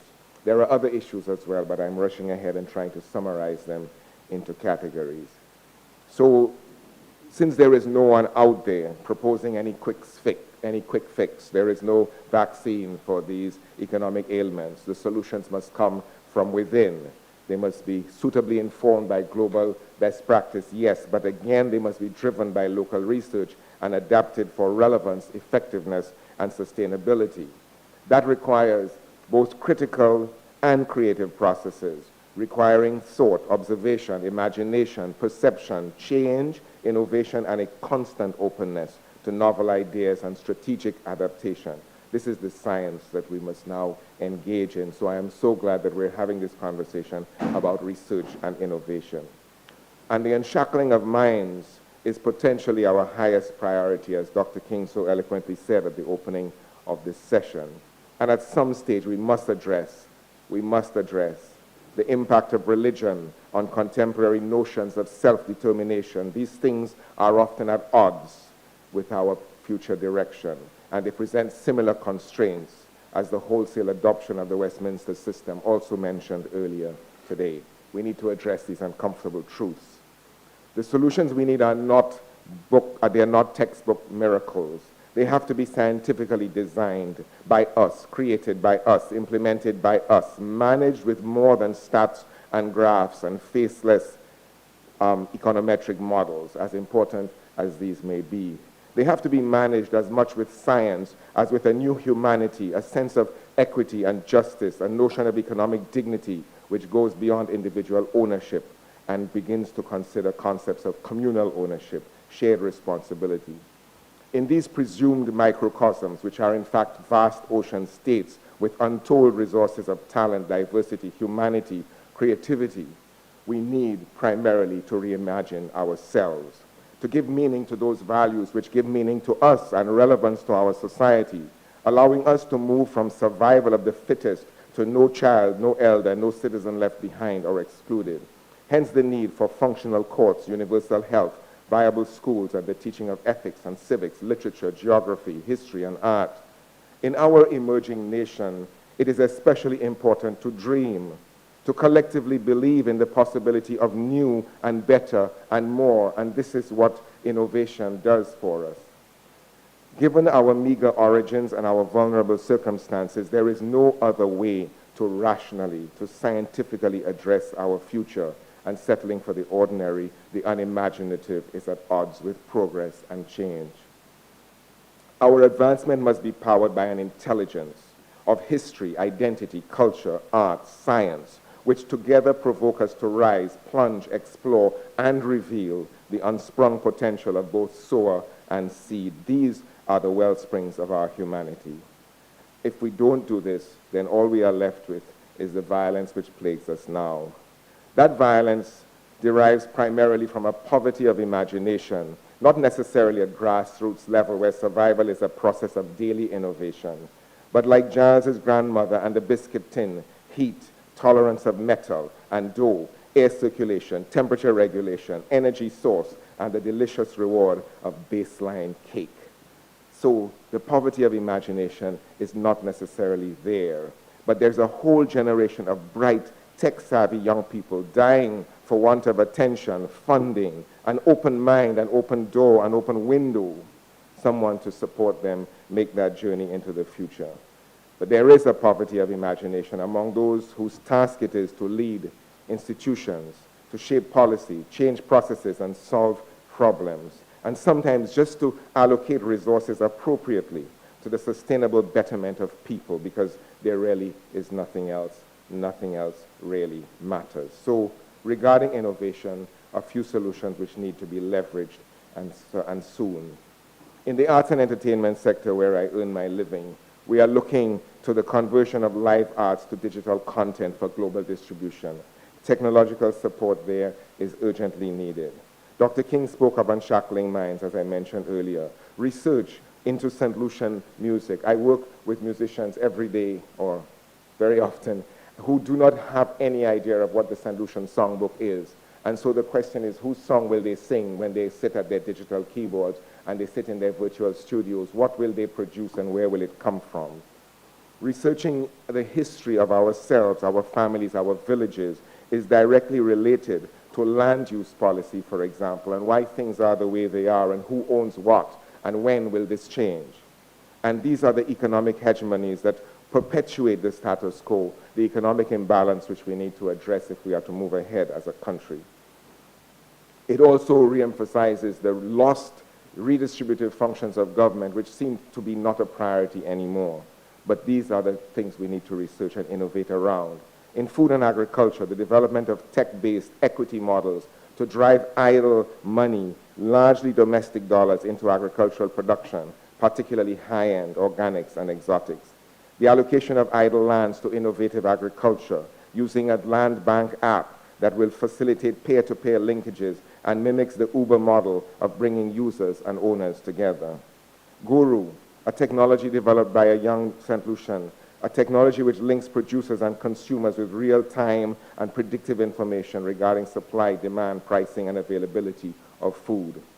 Patents and IP law are under-researched and underutilized in our context so that people who create things do not own them for very long, especially in this world of mimic men and women. There used to be pioneer status incentives which have disappeared, where if you developed something or if you were the first to invest in a particular area, you'd be protected for some time. In the great climb to unbridled capitalism, we seem to have forgotten the need to protect our own. Private sector and public sector are still working in silos across a great divide of mistrust and obscurity, sometimes with competitive acrimony and crowding out. Professor Cato Lorenzon's suggestion of a world-class entrepreneurial center of excellence is welcome and ought to be pursued. We have buildings sitting idle all over this country, schools which have fallen into disrepair, ministry buildings less than 200 yards from where we speak. We have the infrastructure, let us use them. We have the brains as well. In terms of financing, a single data bank where the grant money is, Giles, where is it and on what terms? And what are the rules of access and conditionalities? Can we get an app for that? That would be really cool if we could. To close, thank you to Giles, UE, Jeff, SGP, UNDP, NSC, and everybody who's spoken before and after me. This should be an annual summit. Thank you.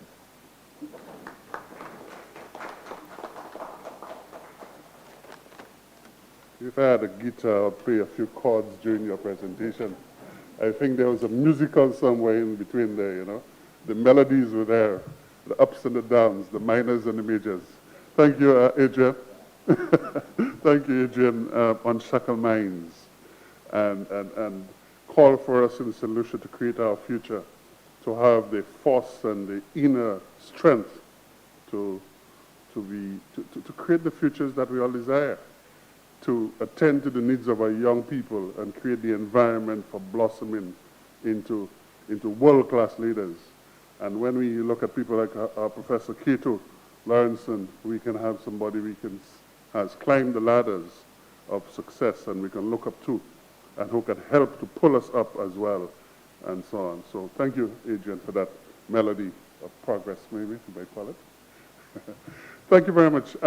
We move on now to our next speaker, and how appropriately we move from the arts and economics into education. And we call on our Oxford graduate, Joel Shalmain, former principal of the Swiftware Secondary School and now the district education officer. Joel, you have the floor. Thank you.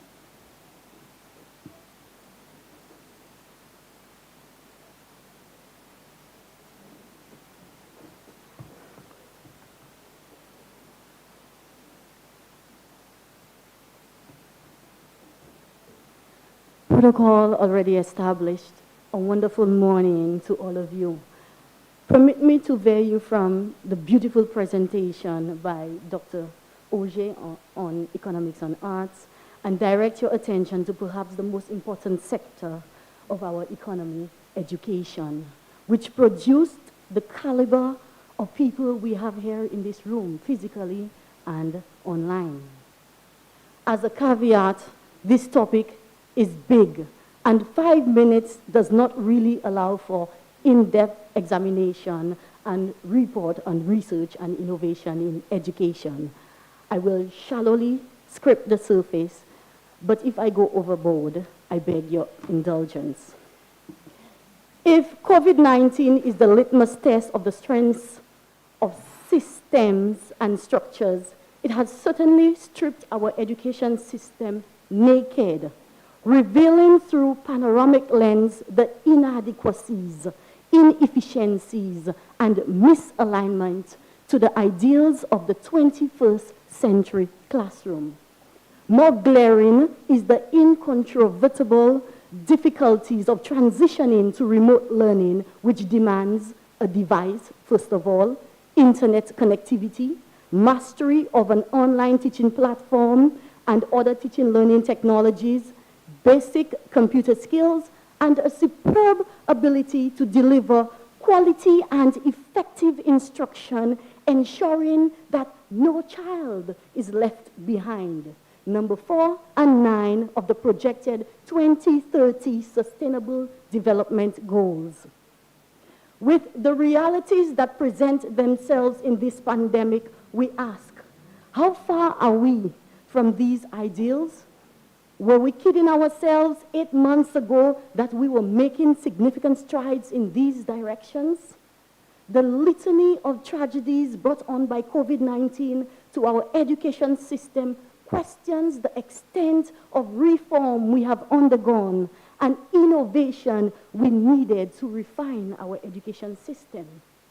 As a teacher, principal, education officer, I have perceived from the evidence presented in this pandemic that our schools have not changed much over time. The pressure transferred to students to now take greater ownership of their own learning. The stress upon teachers to find creative and innovative ways of teaching new concepts remotely. The fact that many were unaware of the vast amount of teaching learning resources available freely to them on the World Wide Web and the technologies to enhance the learning environment has exposed the weaknesses of our instructional practices. We are perhaps stuck with a model redolent of traditional methodologies and archaism. Not much evolution has happened in our practices to reflect current day advances in cognitive and behavioral science and educational psychology. More worrying is that the average classroom today is a mirror image of those of the 90s when I attended secondary school. I am certain those of the 1970s also bear striking resemblance. How much reconfigurations have classrooms undergone, accompanied with technological accoutrements that activate and engage students in the learning process? William Pollard warns that the arrogance of success is to think that what you did yesterday is sufficient for tomorrow. We cannot dismiss that the greatest transformation evident in modern day society is that technology has become the pen and paper of this age.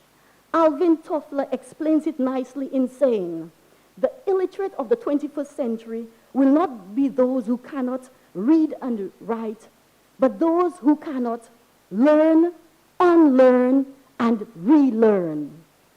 Remote learning brought on by this pandemic has exposed the realities of how we educate our students and presents now an opportunity for us to do better. So, this is the reality that COVID exhumed. But flipped, there are great ideas and initiatives ongoing and some to be rolled out that we can tout and celebrate as innovation in education. Permit me to share a few.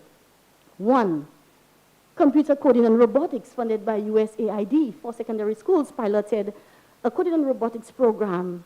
This did not only develop the problem and develop skills, in programming and building functional robots, but it also fostered problem-solving, creative, innovative skills as students were actively involved in identifying environmental issues and designing robots to address these.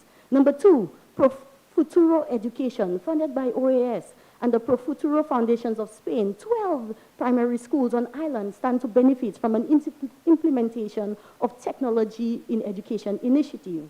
This project is expected to promote access to quality education with emphasis on honing 4 important skills in students: critical thinking, creativity, communication, and collaboration. It is hoped that this project will empower teachers to bring innovation to the classrooms and prepare students adequately for the digital world.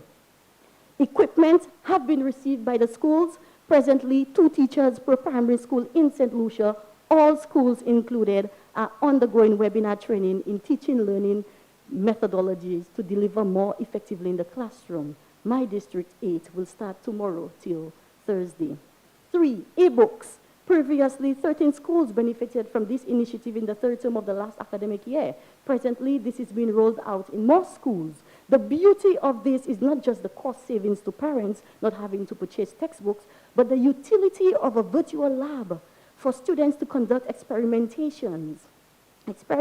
negating costs of procurement of materials, and the ability of teachers to design additional content, such as open education resources for students, text, videos, PDF images, URL web links, and audio resources. 4, promotion of a digital academy at the Sir Arthur Lewis Community College, which enables increased access to education with the offerings of online courses.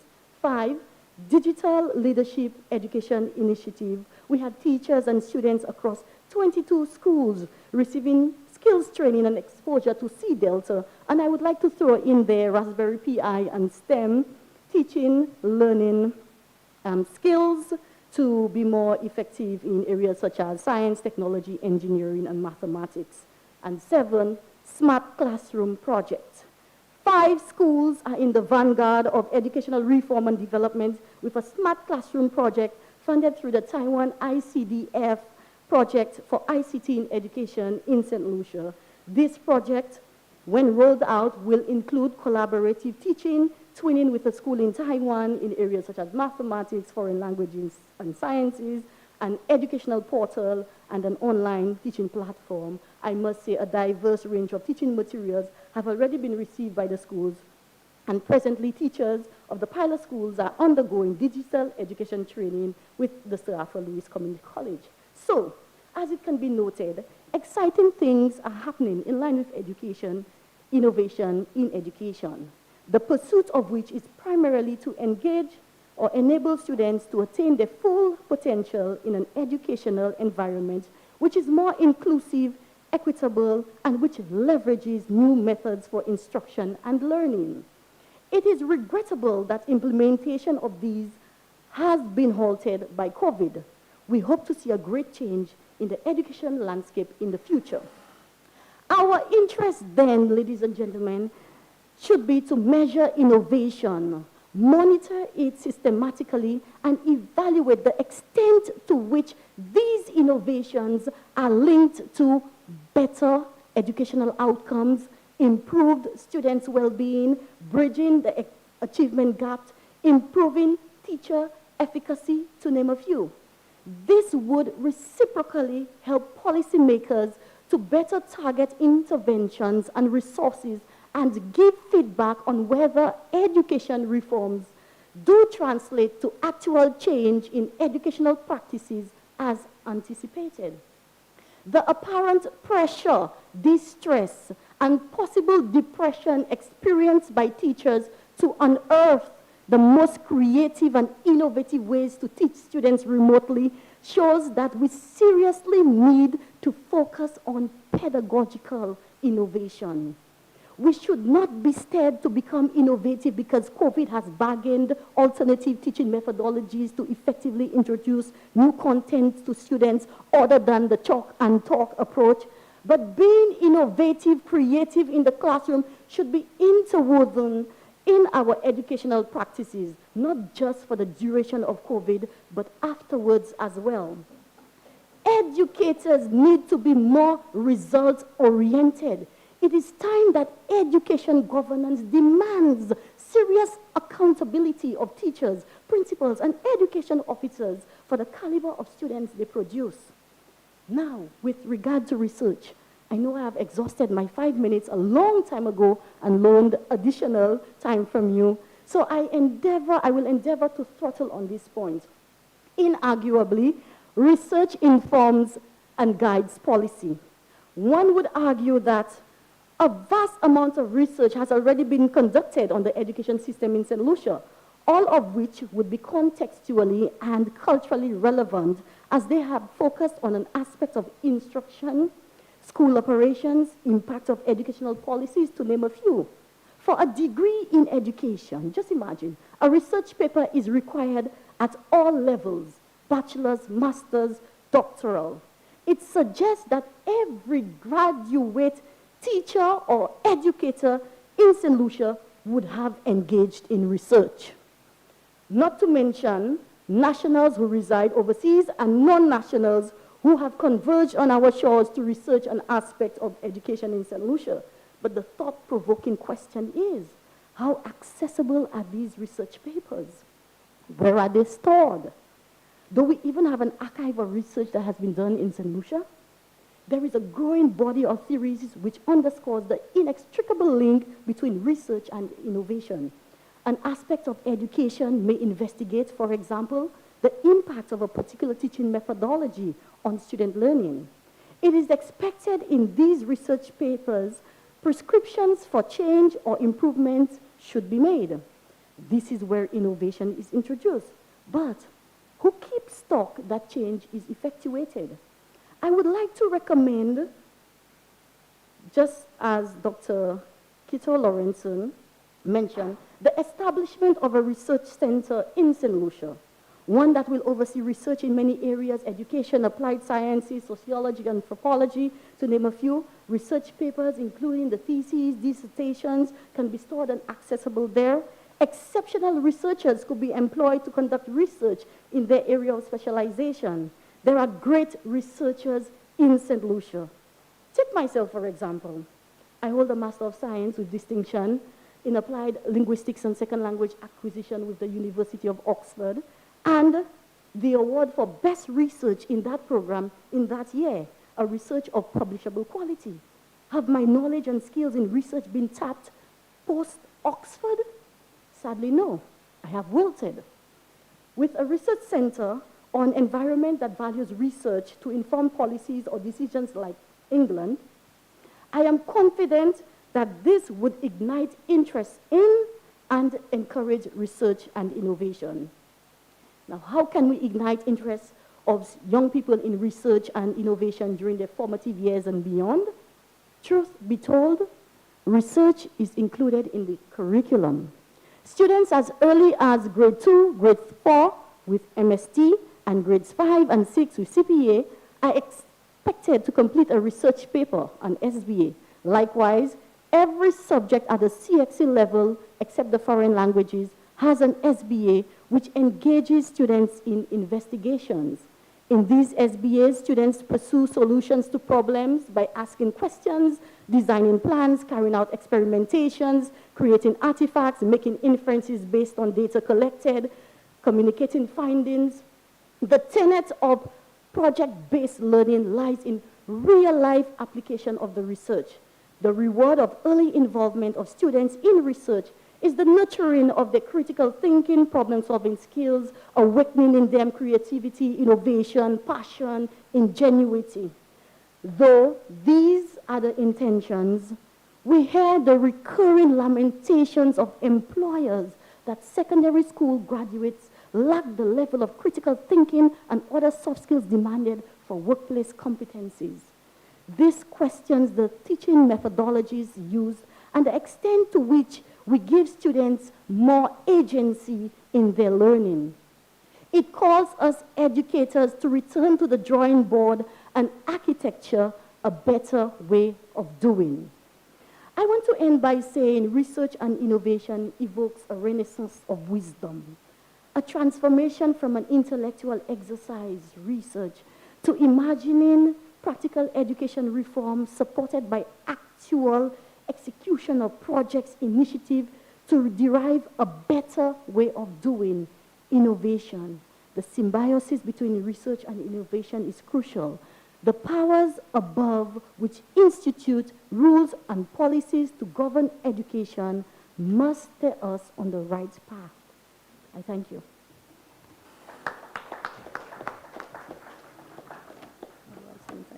Should I sanitize, sir, or you? Go ahead. Okay.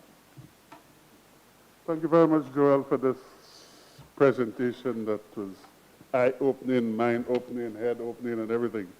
And I really appreciate your reference to Alvin Toffler's Learn, Unlearn, and Relearn, and bringing greater accountability into the classroom, and also subjecting our teachers, principals, to annual evaluations, and also bringing the whole system of results-based management into the system, and so on. So thank you very much for that, Joel. We will now go on to Dr. Parry Husbands, Jr., who will present from his perspective. And as I said earlier, Dr. Husbands is a former student of mine I admire very much, and his area of expertise is in supercomputers and AI. Parry, you have the floor.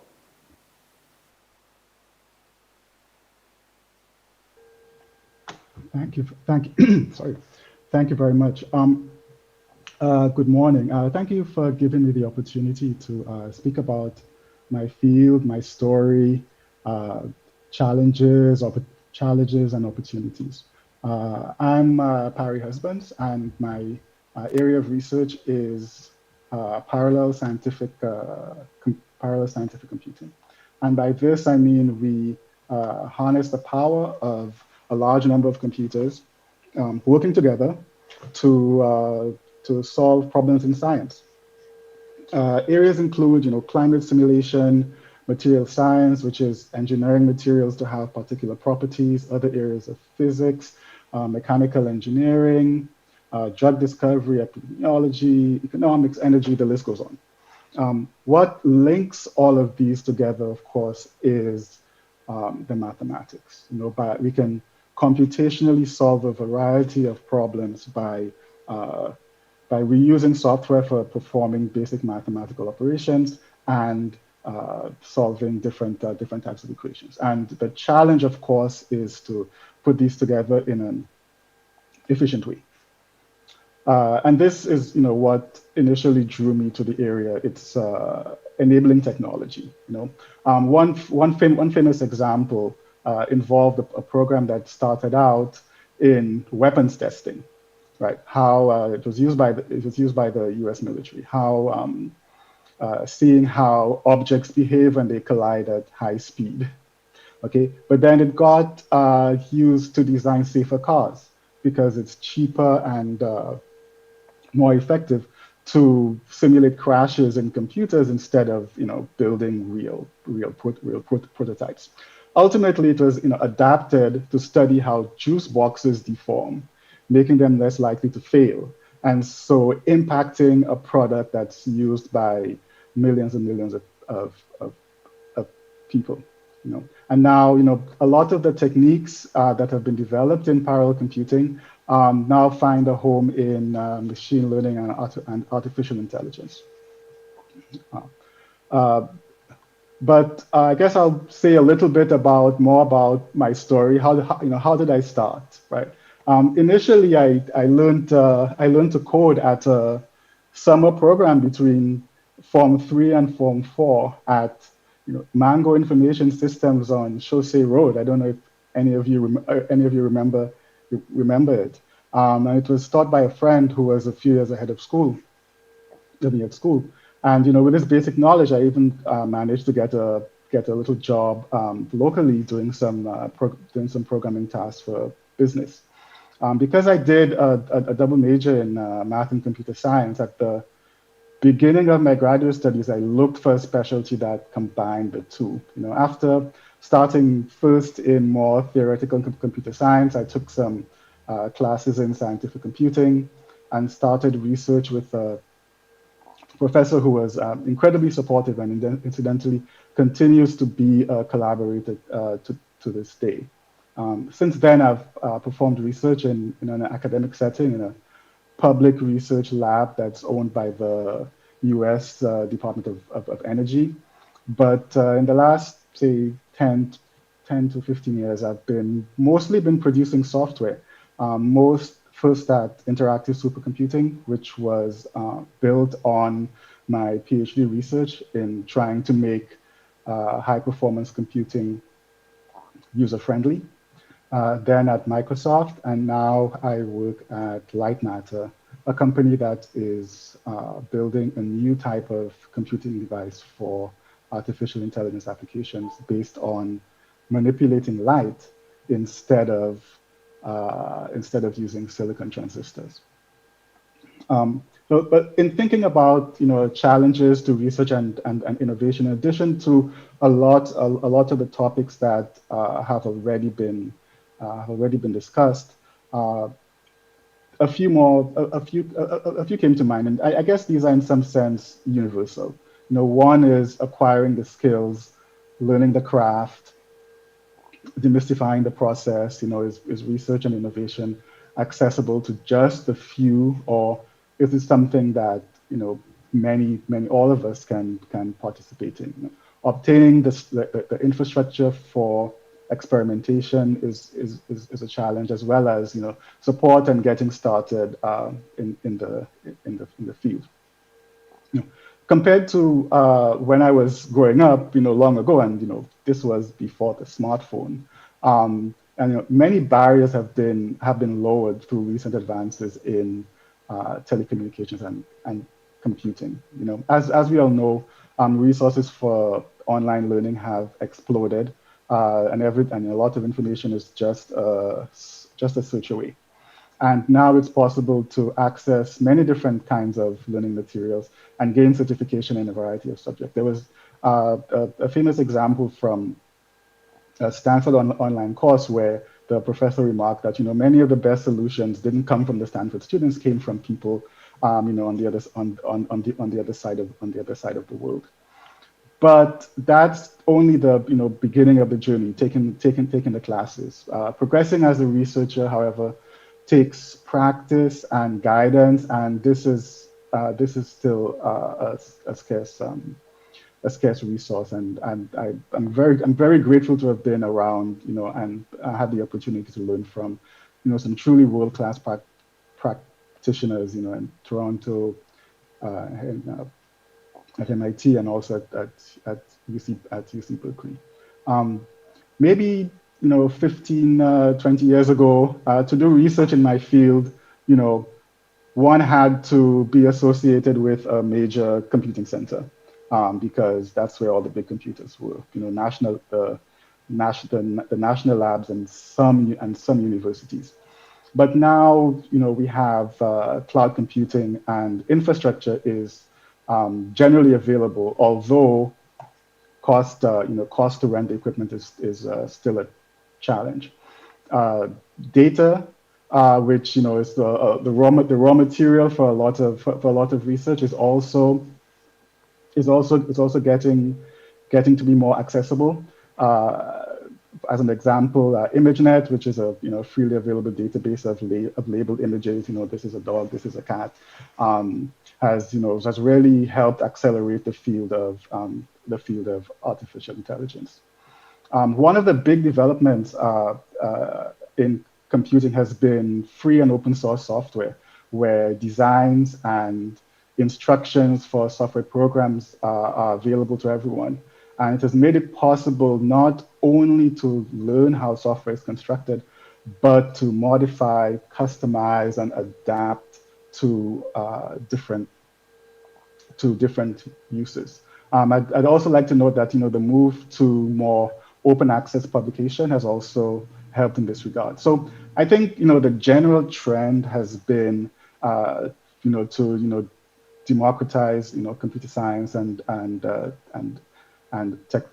technology, and this has made it possible for a variety of solutions to be developed, and it's not just in developed countries. One of the points I'd like to make is that we could definitely leapfrog the capabilities of developed countries because of how open and accessible a lot of the building blocks have become. And as an example of something that's been a really interesting project, the Aadhaar project in India that has given everybody a verifiable, biometrically validated identity, and has really been a big boon to their society and economy, because now everybody has easy access to government services, banking, credit, and other value added services. But computing and technology is not a means onto itself.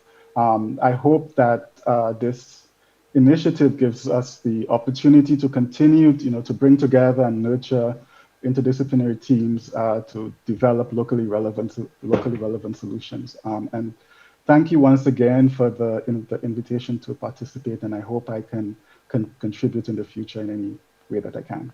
Thank you.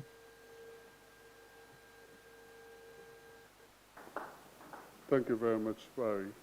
As you spoke, I thought of self-learning, self-teaching, and developing in this dynamic age. We are going to take a very short break of about 30 minutes, allow you to stretch your legs, but please be back in here. What time is it now? It's now 9 minutes to 12, so let's say about quarter past 12. Please be in here. There are some refreshments downstairs for you. Our colleagues in cyberspace, perhaps this is an opportunity to stretch your legs as well. Have a cup of coffee, a cup of tea, and let's be back and resume at precisely quarter past 12. So thank you very much. We are signing off now. We'll be back in 30 minutes. Thank you, everybody.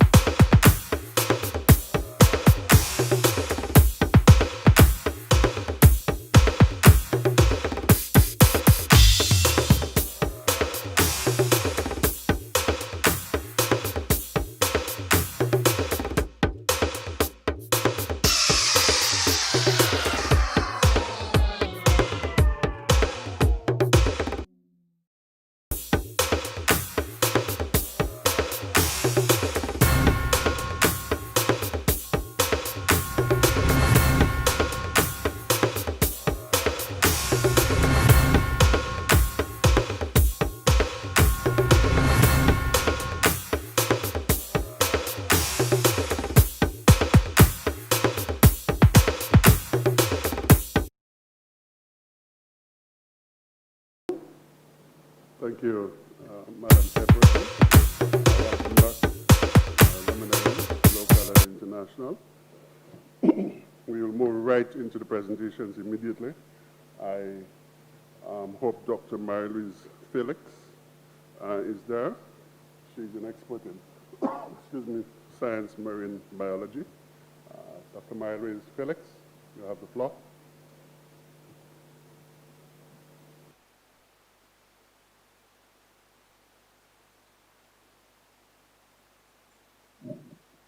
Yes, good afternoon, everyone. And protocols having previously been established, I'm going to go straight. And no, I do not have a video, so I'm going to apologize. I hope that my voice is going to be entertaining enough.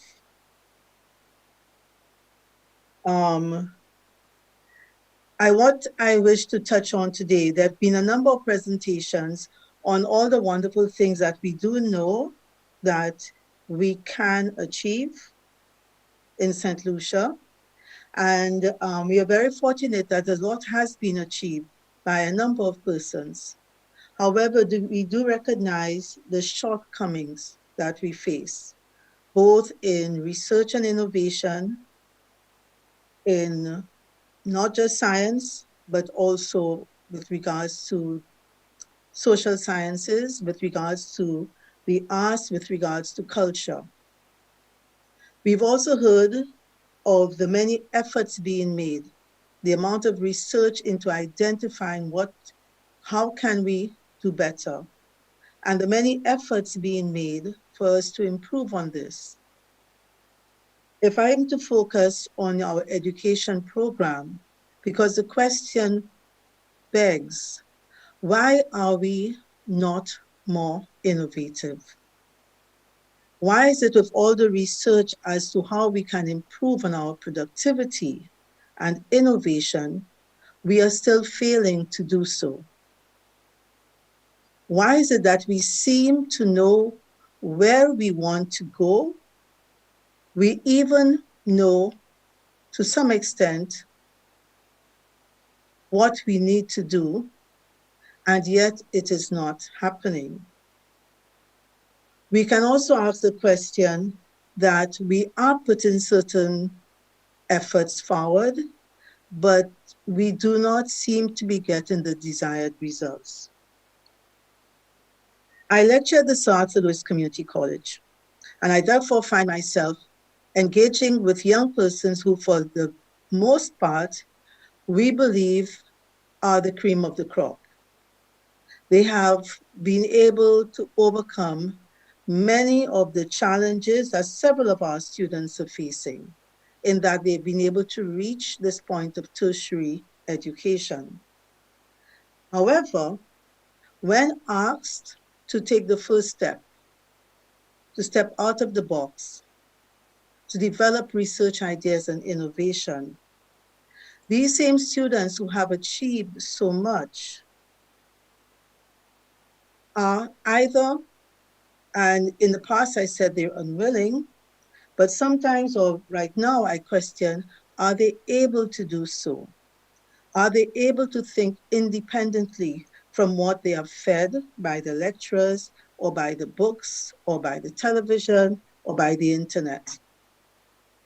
And so we ask our students, or we ask ourselves, why is it that students who have reached this stage of tertiary education are not able to think for themselves, are not interested, it seems, in research, and are really very content to sit back and absorb information, and then to regurgitate it? And what does that say for our society? How are we going to address the many problems we are facing, some problems that we've not faced in the past? And it means that we need to have persons who can think on their feet. Where are we falling short? So I look back at the students and I look back at the education career, and I have listened to the past speakers who speak about all that the Ministry of Education is attempting to do. And yet we have students At tertiary level, that we have a science fair and I ask for persons to step forward. Here you have the opportunity. I will provide you with the resources. What are you interested in finding out? What problem are you interested in fixing or at least exploring? And I get no students. But when we look back at our young persons, our 7-year-olds, our 8-year-olds, our 5-year-olds, who are full of the need to ask questions and to explore, they have so much enthusiasm. And then they go to school, and yes, for a lot of them, except the privileged few who may go to private school where there are only 10 in the class, but for most of our young people, they are sitting in a class with 35 students and one teacher who has from a mandate by her principal, who has a mandate from the Ministry of Education, that so much must be achieved in this period of time. And your success will be measured by how much your students can regurgitate in an hour on a piece of paper. And therefore, this 5-year-old, 6-year-old, 7-year-old, with all the interest that we want to see in our tertiary level students, is told to sit and be quiet whilst I pass this information on to you. Take a paper and pencil and write it down. Go home and study it. And tomorrow when I come in, you have to have the capacity to regurgitate it for me. And the child who is interested in, when I am teaching one-on-one, he wants to know how does a bird fly, is told that you are being a nuisance and you have to sit and be silent. And the child who wants to know why are some people respond to a social pressure in one way whilst others don't. They may not be able to articulate this, but they're curious. But there's no one to either answer the question or to encourage them to research it. And so from this age, our students are told that you have to be quiet and regurgitate, learn and regurgitate. And our education system judges you based on this through the common entrance and then all the other exams the student faces in the secondary and primary and tertiary schools. Therefore, it means that with all due respect to all our great luminaries that are here right now and all the others, we have a situation where everything that we are hoping for is really based on a foundation that we have persons who are curious and who are interested and have the capacity and the resources to do research. But this is not the case. And therefore, all our well-meaning recommendations likely will not take place, and that we will have another knowledge fair in 10 years, and all of us will be here again making the same recommendations and have not achieved anything. So what do? I think we need to start encouraging our children to play. We need to encourage our children to explore. We need to have innovative labs. We need to have playrooms in our schools from very young. We need to cut this humongous program of work that we are asking our young children to do. I have friends with kids who are 7 and who have to cram, who need to know who is the prime minister of every country in the Caribbean. My goodness, why are we doing that to our children? And these are the same children who can barely read or write. We need to change this and make 30% of the school day playtime. Let the children go out and explore. Let them ask questions. And yes, one may say, but who's going to do it? Because we have one teacher for 35 kids. Well, we need volunteers. We need trained volunteers. Maybe we can lean on our Peace Corps, our Japanese volunteers, so that we have persons to man the labs. And therefore, I'm saying a lab, but we're talking about kids that may be interested in the social sciences. Put them on a bus, bring up kids and bring them out. Let us reduce the workload of our students when they are young, and let us encourage them to think for themselves. Let us change. We've been saying it for years. I know that the ministry is really looking at the common entrance and all the other exams. Well, you need to stop looking and you need to act. We need to make a difference from the time young people are young. Let us let our children ask questions, explore, and let us not judge our children on how many questions they can get right on an exam. It pains me every common entrance when the common entrance results come out. And so many people are praising the kids who have passed for St. Joseph's Convent and for St. Mary's College. And I think of this poor child who's not academic, but curious, and who got maybe 30% in the exam. This child is forgotten. This child is told that you not going to make it here. And therefore, it is not surprising that our children, when they get to tertiary education, and when they leave Sir Arthur, because our program of education is the same, when they leave and they go out into the world, and an officer from Lucia says, we have a problem on the line, and then our student who got fantastic grades needs to go and check a book or his phone to get the answer because he cannot think. And then we are surprised and we are saying the schools are not producing what we need. Well, you are correct. We are not producing. But until we find a solution and we start from small, we will continue not to produce. We do have the few that, despite the poor system, do achieve. So we do have the Parry husbands, and is it Mr. Noel, and we have those who are here today, that despite the limitations, you've risen above it.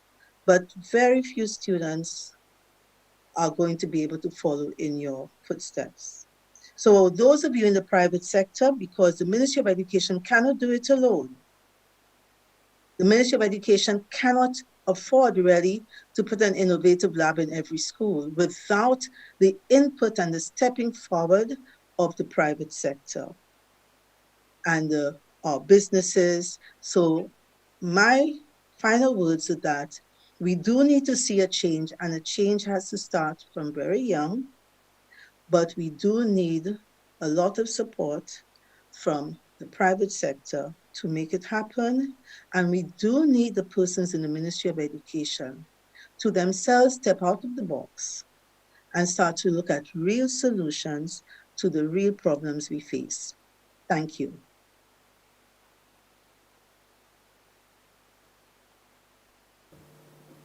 Thank you, Dr. Felix.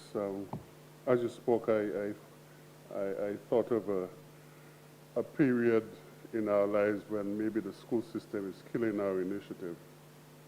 Maybe there's a zone there between 5 and 6 and 7 when the ebullience of a young person is thwarted, dampened, and you're told to conform, absorb and regurgitate. And I hear Dr. Felix is making an appeal for that not to happen. And I like the idea of play because you learn so much. We move forward now, and we ask our lady from Laborie, a business lady, and also partnering with Mr. Callis. Well, Ms. Laura Japierre, you have the floor now.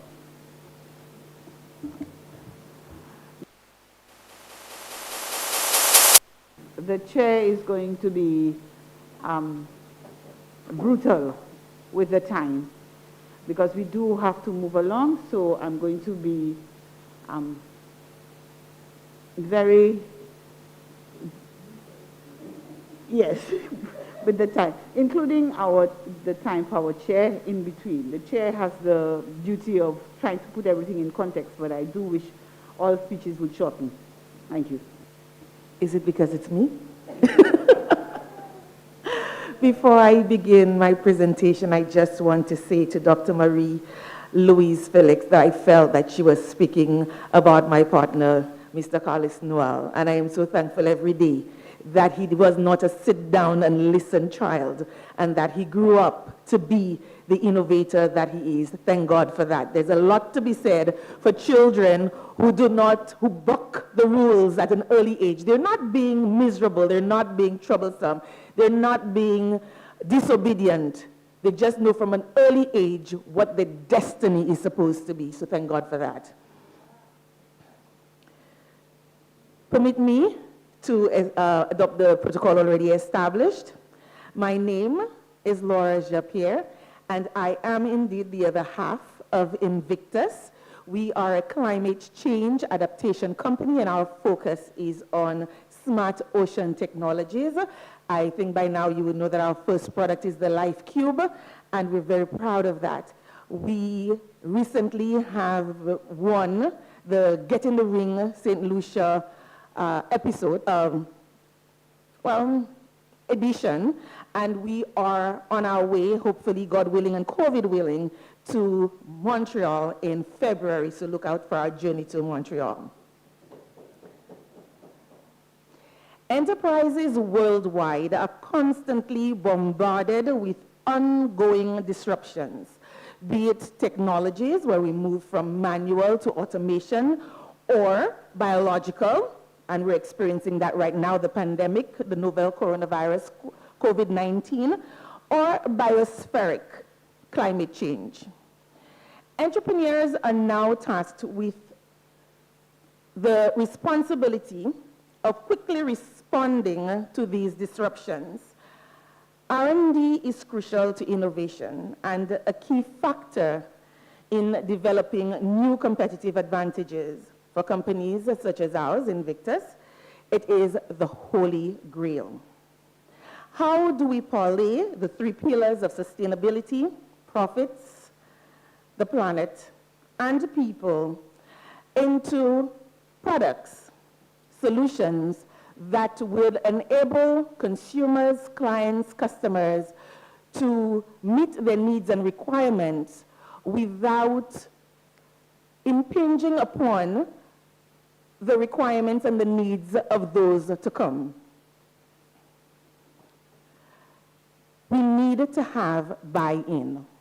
As I said earlier, we are on our way to the global meetup of Get in the Ring in Montreal. And one of the things that will be asked of us, you have this product. It is revolutionary, it is innovative, but what is your country's buy-in? We are asking for buy-in from the outside. We are looking for investors. We are looking for people to take an interest in what we produce, in what we have innovated, in what we've invented. But what about us right here in St. Lucia? We like to boast, and I think today there are, two or three presenters have spoken about that. We like to boast that we have the highest rate of Nobel laureates per capita in the world. But we are hard-pressed to find Derek Walcott's books, his poems, on our book lists for school. We are hard-pressed to find, or our people do not have an appreciation for Sir Arthur Lewis's economic model. We are the winners of last year, 2019's Prime Minister's Award for Innovation. But is our technology used here in St. Lucia? As Mr. Romulus spoke about earlier, we have exported to Nauru, and the unit is being used there, and we are getting praised over there. We have also exported to Tanzania, albeit in a different format, but we are over there, and we are being praised for our product. But what about right here in St. Lucia? Are we being used? Have successive governments found it within their purview to implement the product that we have? I'm speaking about the Life Cube, the desalinator. For a small business to grow, we must constantly be focused on R&D, as it feeds and supports directly technology and knowledge. But we do not always have the coffers. That is why it is imperative for governments to not only pay lip service to R&D and innovation, but invest in small and medium enterprises. For instance, Invictus, we're small. We don't even have an R&D budget per se. We don't have a budget for anything, really. But we don't. We don't have a budget for anything. We're just making it up as we go. But we have plans in the near future to have or to implement what we call the KISS, Kids in Science, which is a playground, and that seems to be a common theme, a playground for children to learn. We have an advanced lab. We're looking to improve that and to upgrade that. But once we are in a position, we will be opening that lab up to the public to select students to come in to learn science, to learn to play, to learn to innovate, to learn to be creative. We're not big by any stretch of the imagination, except in our minds and in our innovation, in our creativity, and we intend to share that with the younger ones, because as Dr. Marie-Louise Felix says, it starts when they're very young, not when they're at the secondary school level stage. We are challenged, of course. We are challenged because we have innovations that sometimes we are afraid to put out there because we don't have patents on them. And we do not want to be like Trinidad and Tobago and the pan, wherein they do not hold the patent for the steel pan that is being held by George Whitmire and Harvey Price of the United States of America. But yet the steel pan was invented in Trinidad. We don't want to be like that. We are competing with larger firms, and note I said larger, not better firms, with bigger budgets. And as I said earlier, we don't have a budget for anything, but we are mindful. We are mindful of the Sustainable Development Goals, which we are guided by and which is the impetus for everything that we do. And I can think off the top of my head 3 Sustainable Development Goals that we hold near and dear to us, and that is SDG 6, where we speak about clean water and sanitation. The Life Cube does that marvelously. SDG 13 and 14, and my partner would have spoken about it earlier, the Smart FAD, we actually incorporate that into our Smart FAD.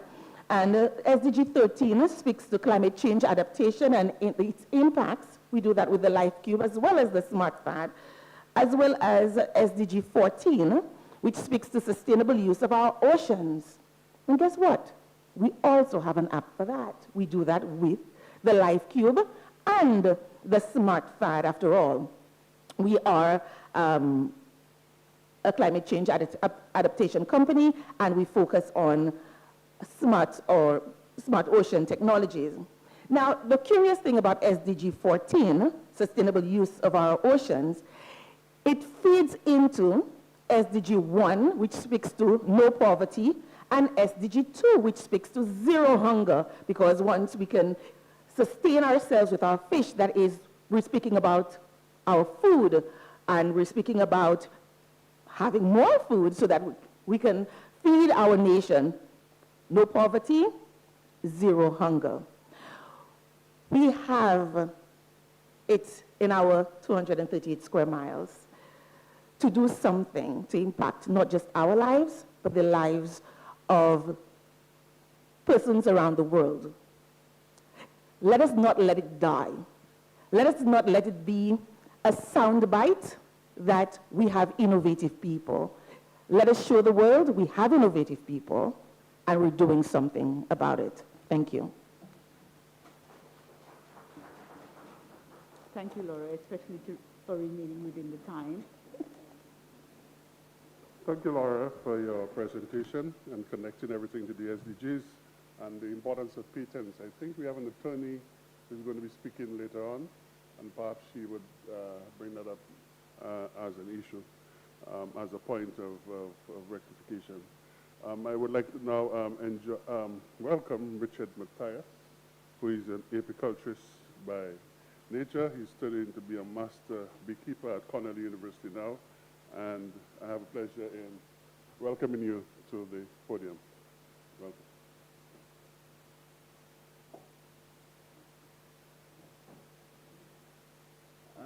Good afternoon, everyone.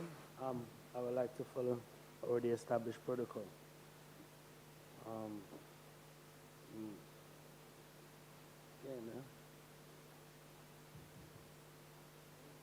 My presentation I was waiting for.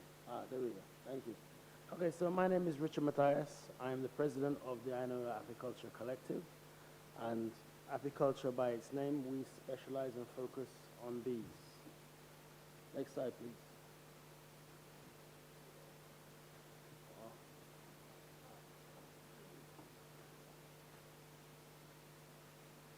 Okay, so our organization, excuse me, has been focused on research and innovation as best we can as regards to apiculture.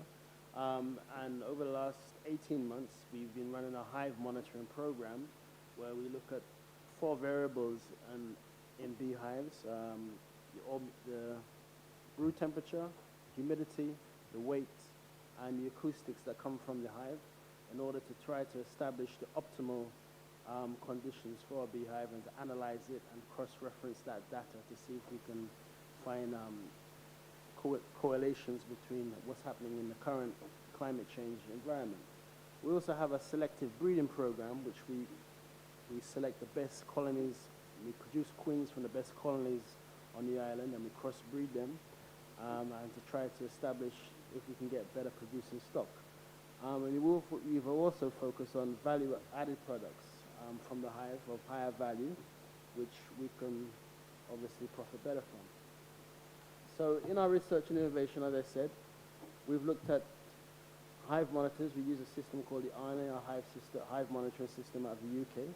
And we've also worked with a company out of India called Laborie, and they've developed a hive monitoring app for us, which we can distribute to beekeepers in our cluster, and they can upload information as to how their hives are progressing, and we can look at that data, give them assistance via virtually, or we can directly go in and assist them. So we've tried to integrate technology into our hive apparatus, and we've also tried to mirror this implementation of technology into other Caribbean islands. So we have a project running in Trinidad where we're going to replicate a lot of the tools that we've established here in St. Lucia technologically and bring that to Trinidad as well. So we are moving forward, and as my colleague said, we are venturing beyond our shores to find some recognition, as well as try to establish our own here as well. You want a little bit more? Okay, so selective breeding, just for those of you that are sure what selective breeding is all about, we try to look at bees or colonies of bees that have the traits that we want. So we want less aggressive or more calmer bees. We want bees that have good honey production. We're also looking for bees which have good hygiene practices. Bees have, as you know, under a lot of global threat from throughout the world with pesticides and climate change and all kinds of different new parasites and viruses that are attacking them. So one of the best things to help bees is that because they don't have an proper immune system like humans do, we like to have bees that project the greatest hygiene practices. So this is a great thing for us as well. And also we do something called instrumental insemination. So in order to crossbreed the lines of bees that we want, we actually collect drone sperm from the small male bees, and we maybe take about 20 or 30, and we would inseminate that into a female bee, and that will go into a spermatheca, and we will look for the results of that crossbreeding exercise and try to mirror that in more colonies that have the best attributes that we believe that can help us to expand our apiculture sector. Moving on to value-added products. One of the things that climate change has taught us is that as a commercial beekeeper, we produce a lot of honey, but because of the inclement weather due to the seasons, sometimes that can become unpredictable. So it's forced us and forced our organization to look into other value-added products to help sustain us. So some of the stuff we've done, we've worked with a young lady by the name of Shakira Roberts, and we produce a solid lotion. So rather than you having a lotion in a plastic bottle, she infuses it with a number of other products. There's a solid bar, but when you rub it on your skin, it melts on skin contact. So that's an environmentally good product to have. It's less plastics and comes in a nice little paper box, and it's very good. We've done soaps, we've done candles, and probably one of our best innovations is that we've gone into the field of producing apitoxin. Apitoxin is the venom from the bees. It's quite a valuable substance. It's been used in acupuncture to help people with multiple sclerosis and other remedies for many, many years.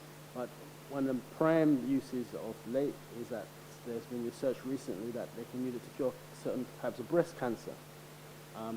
Also, there's some kinds of stomach cancer that's been used for as well. And also, if you've got an allergic reaction to these things, the only way you can overcome that is for a doctor to administer low doses of apitoxin to you, so your body builds a resistance to the substance. So there's many medicinal uses and research uses for this product. It's very valuable.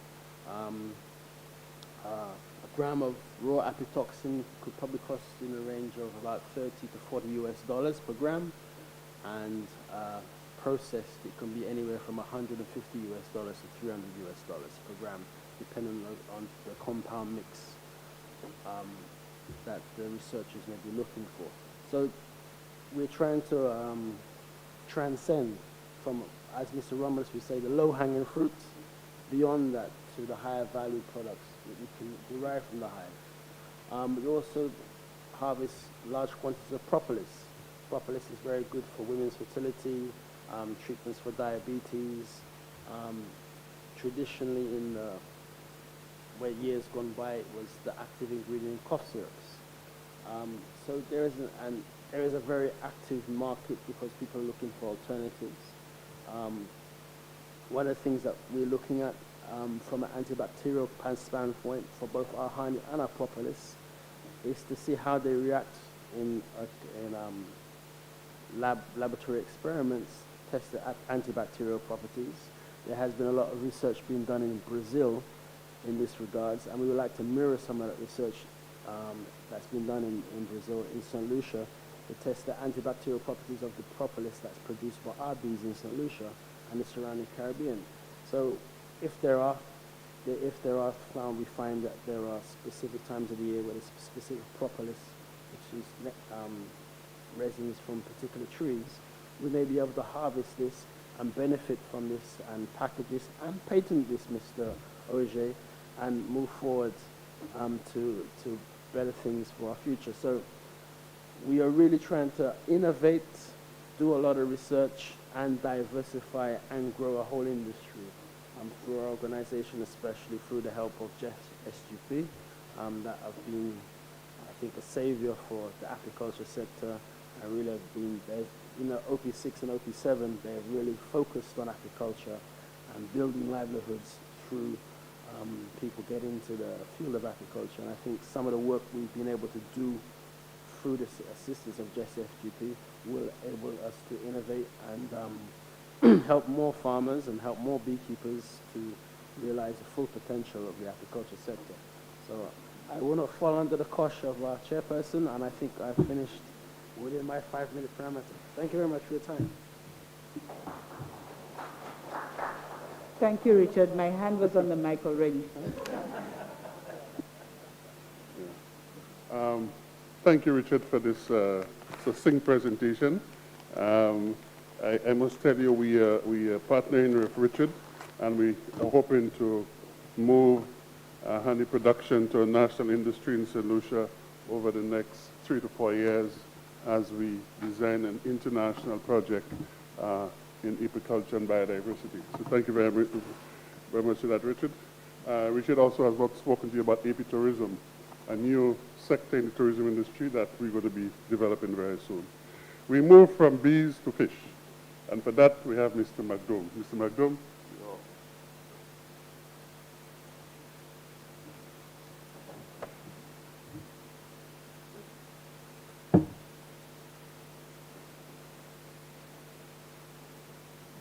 Thank you so kindly, my brothers and my sisters. As I take this opportunity to address you in matters relating to our fishing industry, permit me to go back to the prophet King Austin song, it's Calypso of 1980, which is prophetical. He said, today when I look around in the world, what do I see? I see footprints that man have left on the sand while walking through time. I see fruit of our imagination. Fruits of our ambitions, figment of our imagination. And I ask myself, when will it end? When will it end? It is plain to see, universally, this land is not bountiful as it was, simply because in his quest for success, nothing stands in man's ways. All rivers run dry. Soon the birds wouldn't fly. The mountain will be no longer high. And when I really think of it, I just wonder why.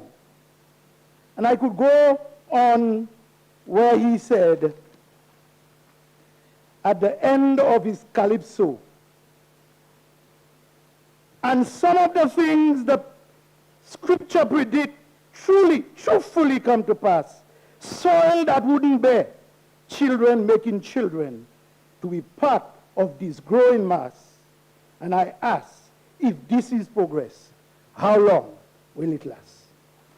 Today, I sat around and I listened to many of those who came before me to present on the various subject matter that confronts us. And I asked myself, how much of what we are discussing here today actually filters to the ordinary man and woman, which lives are affected by the very subject in which we are asked to make our presentation. But I don't have a lot of time, and therefore my concentration must be centered around the fishing industry. The fishing industry is a major contributor to national GDP and play an important role in the creation of employment in the rural and blue industry. Data has shown that the worth of that industry is somewhere in the region of $90 to $100 million in the national economy annually. But you would appreciate that a major chunk of what the fishermen or the fishing industry contribute towards the national economy goes towards this entity that is involved in the supply and distribution of fossil fuel or fossil product. The average fishers or pelagic boat fishers that goes out regularly during the pelagic season consume an average of about 800 to 1,000 EC dollars on a day trip to go out for their catch. And I look around and I ask myself, with all the bright brains and everything that we have discussed here, why is it in this day and age that we have a situation, and I'm happy that I have Ms. Laura and the gentleman here who has made a lot of stride in the area to try and resolve some of that problem. But critically, like anything else, it doesn't seem like the powers or those who are responsible in terms of creating policy guidelines to help us are interested in using particularly local technology and innovation to help in areas of the economy and industries that is important to us. And so therefore, you are left to go overseas to see how best you can even stay above water. So we have a situation where in this day and age, I don't see no incentive being offered for better craft or craft with engine that would be more efficient or even using renewable energy. Another critical aspect of the industry is when I examine what is happening inland, I can see not only the threat to the livelihood of the fishing community and by extension the rural economy and what we have as the national food security because of our behavior upstream. I want to speak from my heart. Those of us who muddy the water upstream without no care or attention of the effect that it will have on those who are downstream will have a rude awakening one day when we wake up and realize that there is no movement below to take care of us. And I say this to say that I see the destruction at an alarming rate of our wetland and our mangrove, which is very critical in the preservation of the blue economy, not only to fishers, but for everyone who uses, including those who perhaps today are very instrumental in the destruction of that very ecosystem that is critical to the sustainability of our lives and every industry along the way.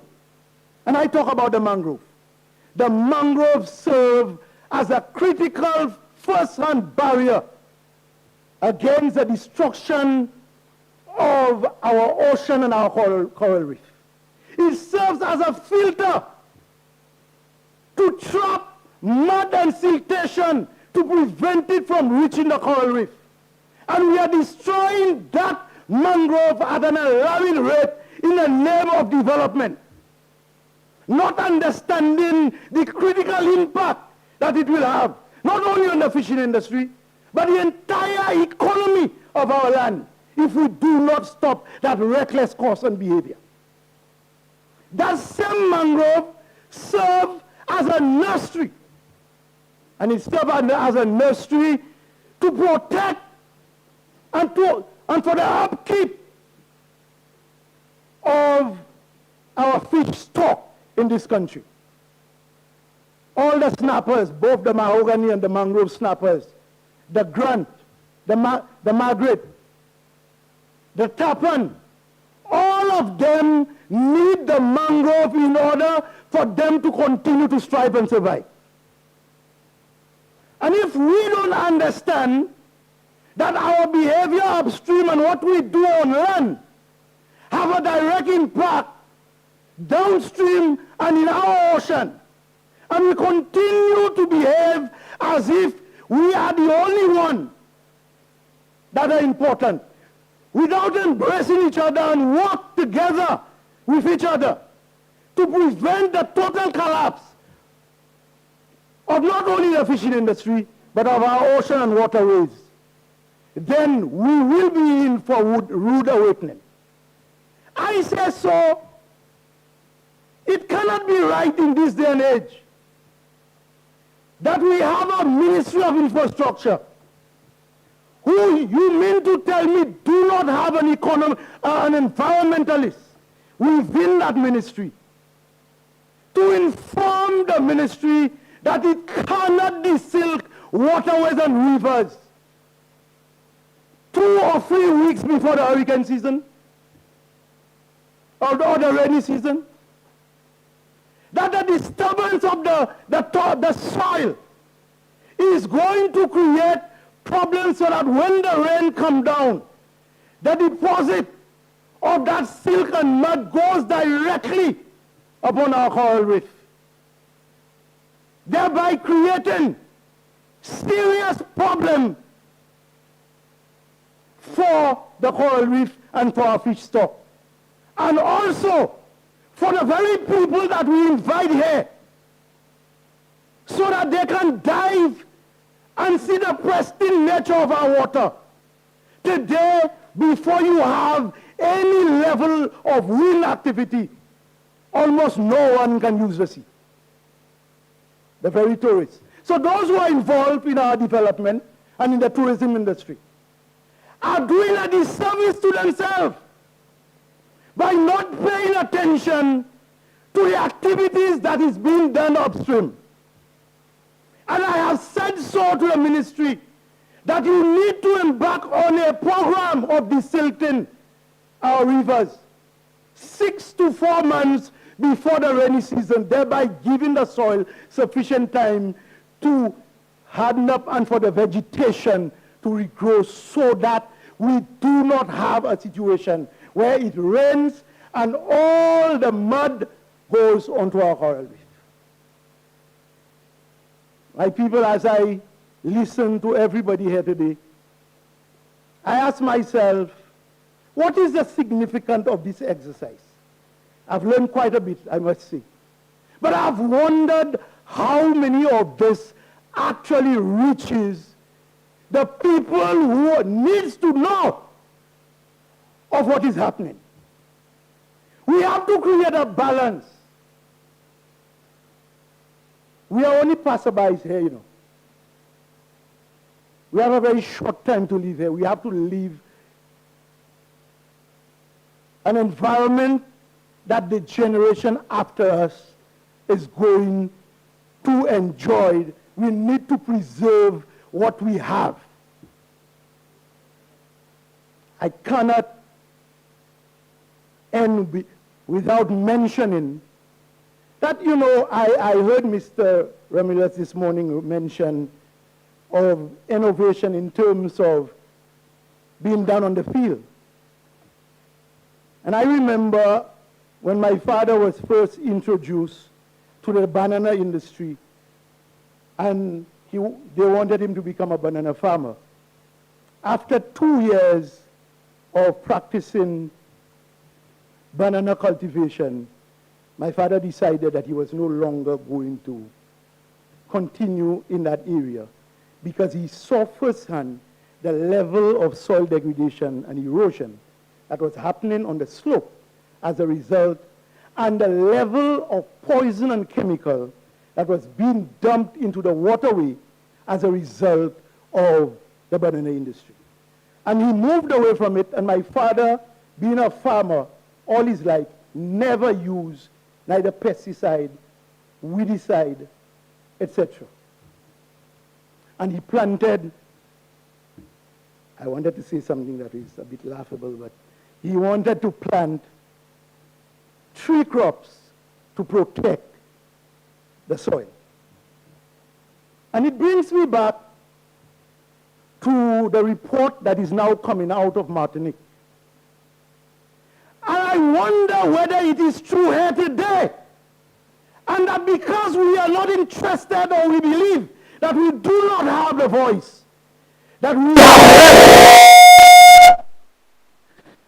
have left our farmers and our rural community almost powerless to carry out an assessment of the detrimental effect that those poisons have had on our community and our waterways. Today, Martinique is said that not even the drinking water in Martinique is considered safe, and that the fish stock around the coastline of Martinique is unsafe as a result of a particular pesticide. So when we do things, when we are all about developing ways of making good money and making things and life easier for us, we must consider the implication that it is going to have, not only on those who do not care about, but also on our own lives, because it will always come back to haunt us. Because there must be a balance. And if you're on a seesaw, and you believe that you can cause somebody to crumble as a result of your behavior, you better watch it, that when that person has crumbled, you yourself from a higher height will come crumbling down. And I want to say to you today that I'm very thankful that you have made it possible to give us a voice that we can articulate our position and what is affecting us. But I want to see a forum that can reach out to the ordinary man and woman on the street, because who feels it, knows it. I thank you. Thank you so much, Mr. Maggie. I turn now to Jerry George to continue. Thank you, Madam Chair. I'll be taking over from Mr. Giles Romulus, who has done a fantastic job all morning long, and I know he needs the rest. So I'm very happy to do that. And Madam Chair, I will certainly follow your advice, because you heard the words she used, brutal. So I'm going to be careful in not even reading the preamble I had for this, so as for us to get the time. But I just want to comment on what Mr. Ricky Magdoum had said. And it seems through all the presentation, there needs to be an innovation in media and communication, as well as public information, for the trickle-down effect of all what's happening in terms of the innovation and all the wonderful things we're speaking about to get to the people who need to hear as to what is happening. We really, really need that. But listening to all the presentations too, I think that the overriding theme is that there is innovation, or there is need for innovation in the innovation. You know, we have perhaps lost our way somewhere, and we need to sort of get back in terms of getting the information to others. Our next luminary is Dr. Nikaya Dorr, whose interest is electrical and electronic engineering, joining us from the University of Bristol in the UK via Zoom.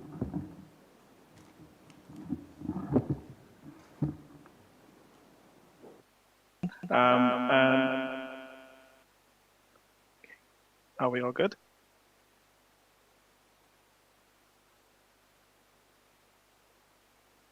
Sorry, I'm not actually able to hear or see anyone. So if you are able to just give me some feedback that you can hear me and you can see my slide deck. Yes, we can hear you. We're seeing your presentation also on screen. All right, brilliant. Just want to say thank you for inviting me, and it's been really inspirational to be part of this meeting today. And in the interest of time, I will kick off with my short introduction and an account of my journey in the industry of research and innovation as well. So I'd like to start with a bit of background about myself. Right now, I'm the founder and chief executive officer of Fluoretic Limited. We're a multi-award winning UK startup. And prior to that, I was a member of the UK Department for International Trade Global Entrepreneur Program.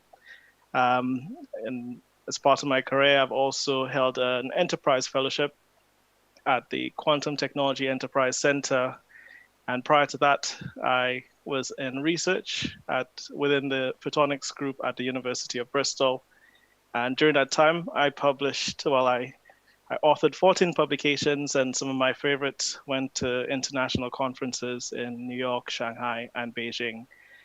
Academically, I did undergraduate and a PhD in electrical and electronic engineering, but I haven't been with the university for a little while, so just a little bit of an update there.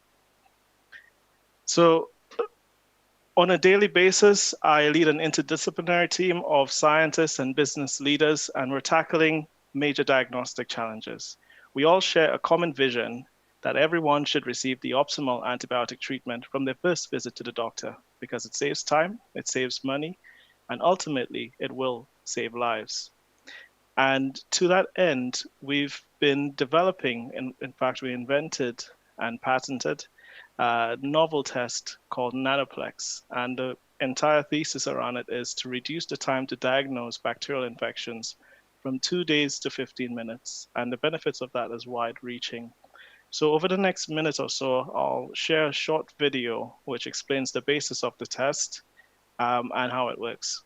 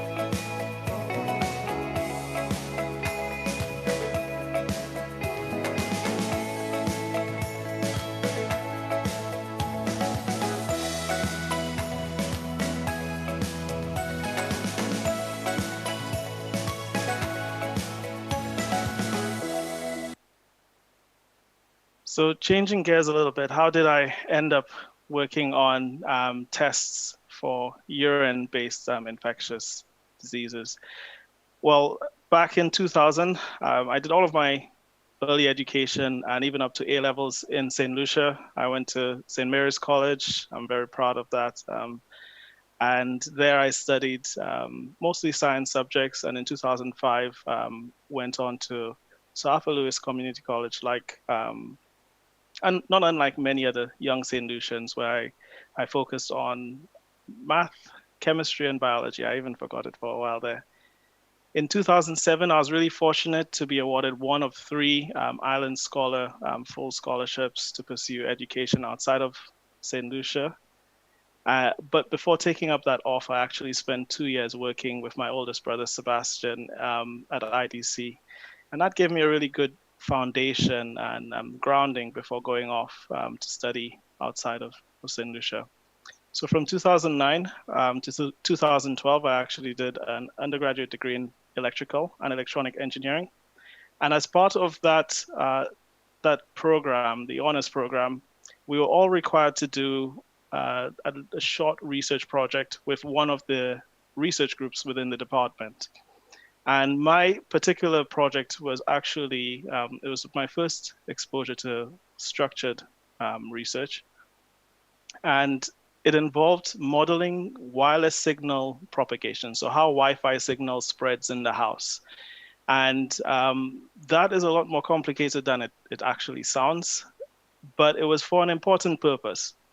At the time, the research group was trying to figure out how do we guarantee that every corner of a house has Wi-Fi signal. And the reason for this is because we're looking at smart houses where an older person who is reliant on care from third parties could potentially live independently. And so they're probably wearing some kind of gadget like a Fitbit, which monitors their vitals.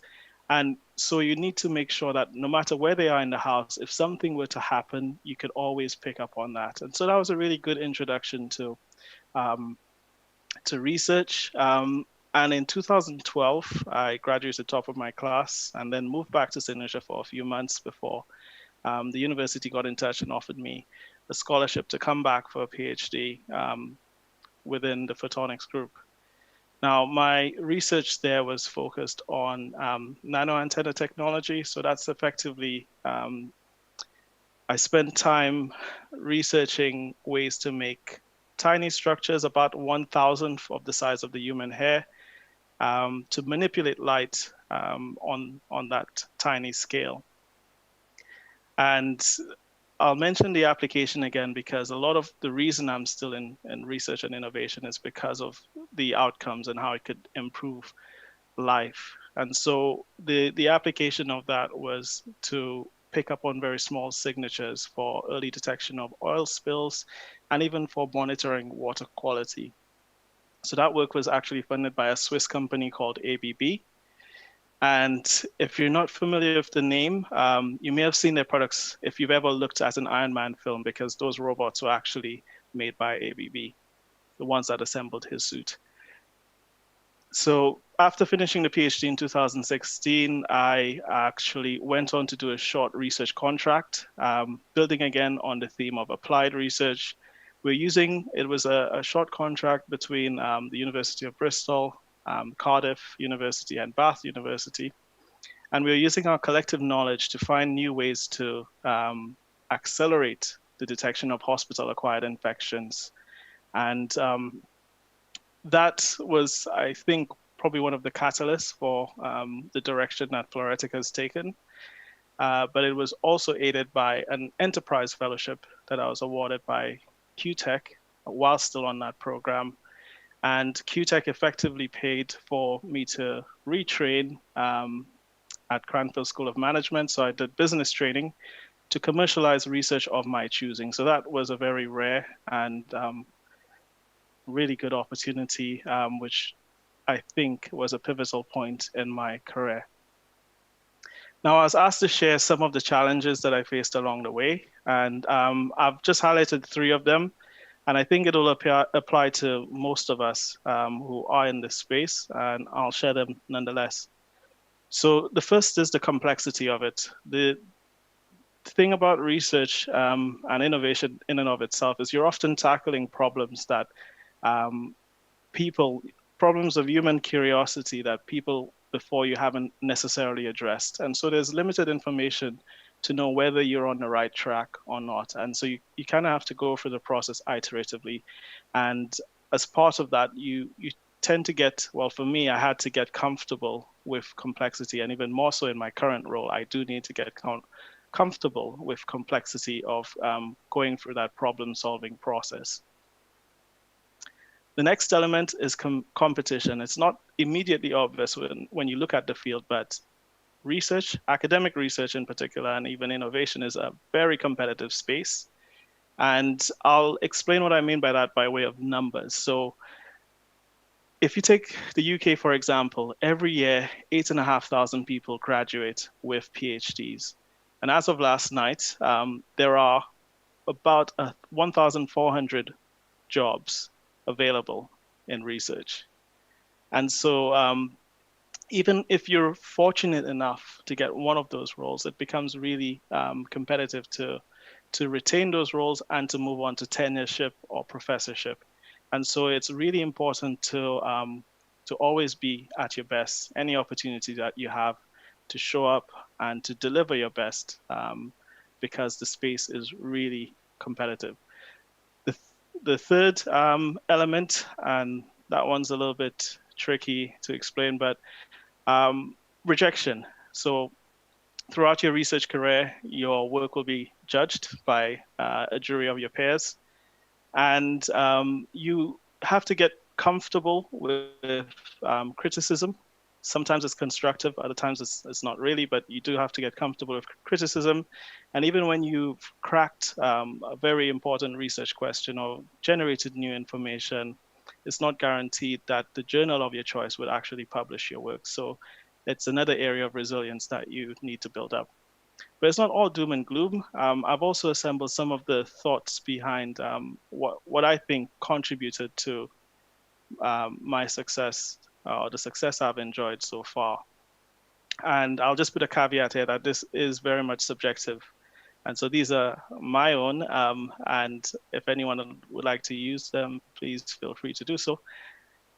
The first I would point out is dedication, and I'll elaborate on this by way of an example. I mentioned that during my PhD, I was developing nano antennas, so these tiny structures. In fact, they were 1/10 millionth of a meter in size, which pushes the boundaries of what you could engineer reproducibly. So it took me about 6 months to actually come up with my first viable sample. And even then, although it was viable, it didn't work the way I expected it to. So I had to go around that loop continuously in order to get the success that I was looking for. The next important element, and this cannot be overstated, is the support network. I've been really fortunate from a very young age and even to now to have family and friends and people around me who continuously believed in me and pushed me to keep going and encouraging me and opening doors for me. And today is one of those examples. So I can't overstate this one, that is really important to have a good support network. And I'll come back to this later on when I talk about recommendations. And the final piece is the hand of God. And this is very true. And I'll explain this by way of example again, that for those of us who are familiar with the Island Scholar Award, it's usually given to 2 people each year. But in 2007, if I'm not mistaken, an exception was actually made to award it to 3 of us. And so that opened the door to my research career. The next element is that I'm a St. Lucian running a tech business in the UK.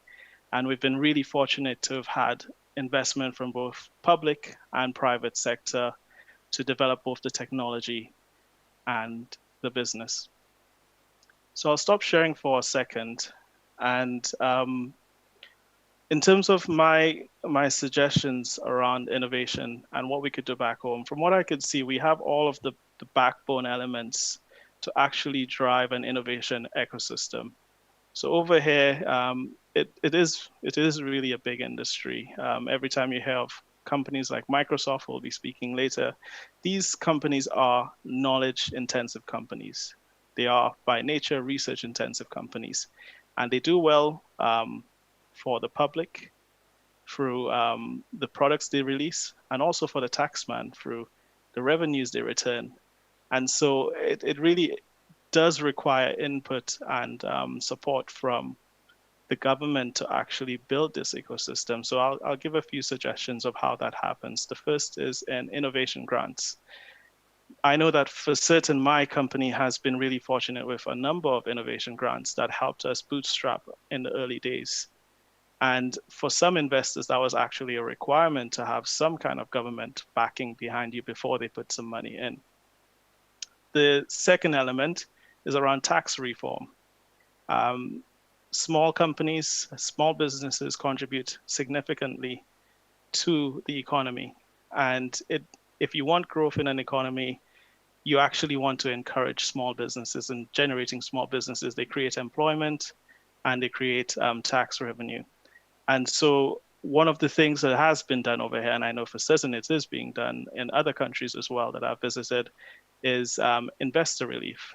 So if someone in this room has supported our colleagues who've been working on the desalination plant, we should incentivize that. We should incentivize people to actually put their hard-earned money into supporting the pioneers of the future who can create products and services to better the country and the world at large. And finally, I think the other element is more of a regional one. We've got a stock exchange. We've got several of them. And that is an exit route. So you typically have, exits via trade sale or through public sale of businesses, and that's how investors make their money back. But our stock exchange is very inactive. I wouldn't be able to go today and purchase a stock in a Caribbean business or a St. Lucian business on the basis that we haven't really encouraged everyone to participate in that part of the economy. And so I think these are areas that we could tackle to actually create more opportunities for people within the country to build new ideas, to build on them, to see that there's a future and success in it. Thank you so much for giving me this opportunity to speak and to share. And I do hope the rest of the program goes well.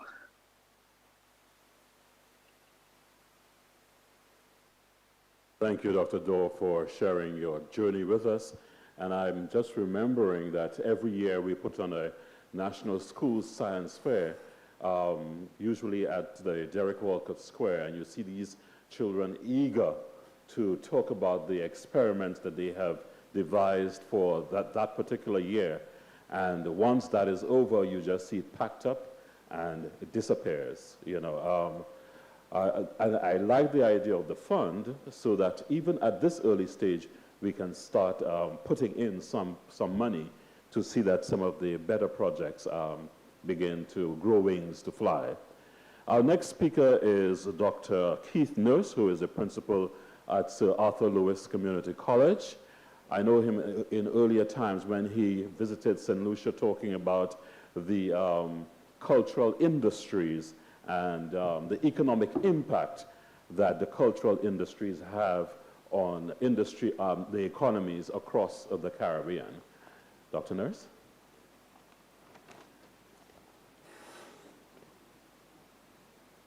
Thank you very much, Chair. It's a pleasure to be here. I'm very delighted to be invited to participate in what I consider to be a game changer event. It's also great to be speaking right after one of our alumnus from the college. So that's very gratifying. I was waiting to see him say a little box saying, you know, one of these elements of the success was education in St. Lucia. Obviously, it was, and evidently so. Yes. I need to tell him that we've changed our logo so he can update his slide.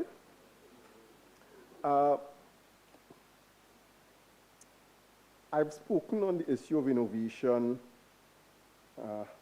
so many times, in so many places. And before coming to St. Lucia to pick up this job, I was working at the OECD in Paris, the Organization for Economic Cooperation and Development, and running their unit for structural policies and innovation.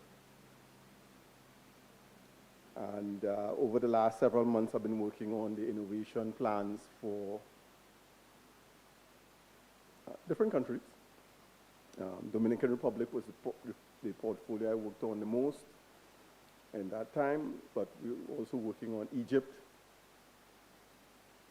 and Shenzhen in China. So not for all of China, but Shenzhen. But Shenzhen is like equivalent to all of the developing world multiplied by 10 in terms of the quantum of innovation.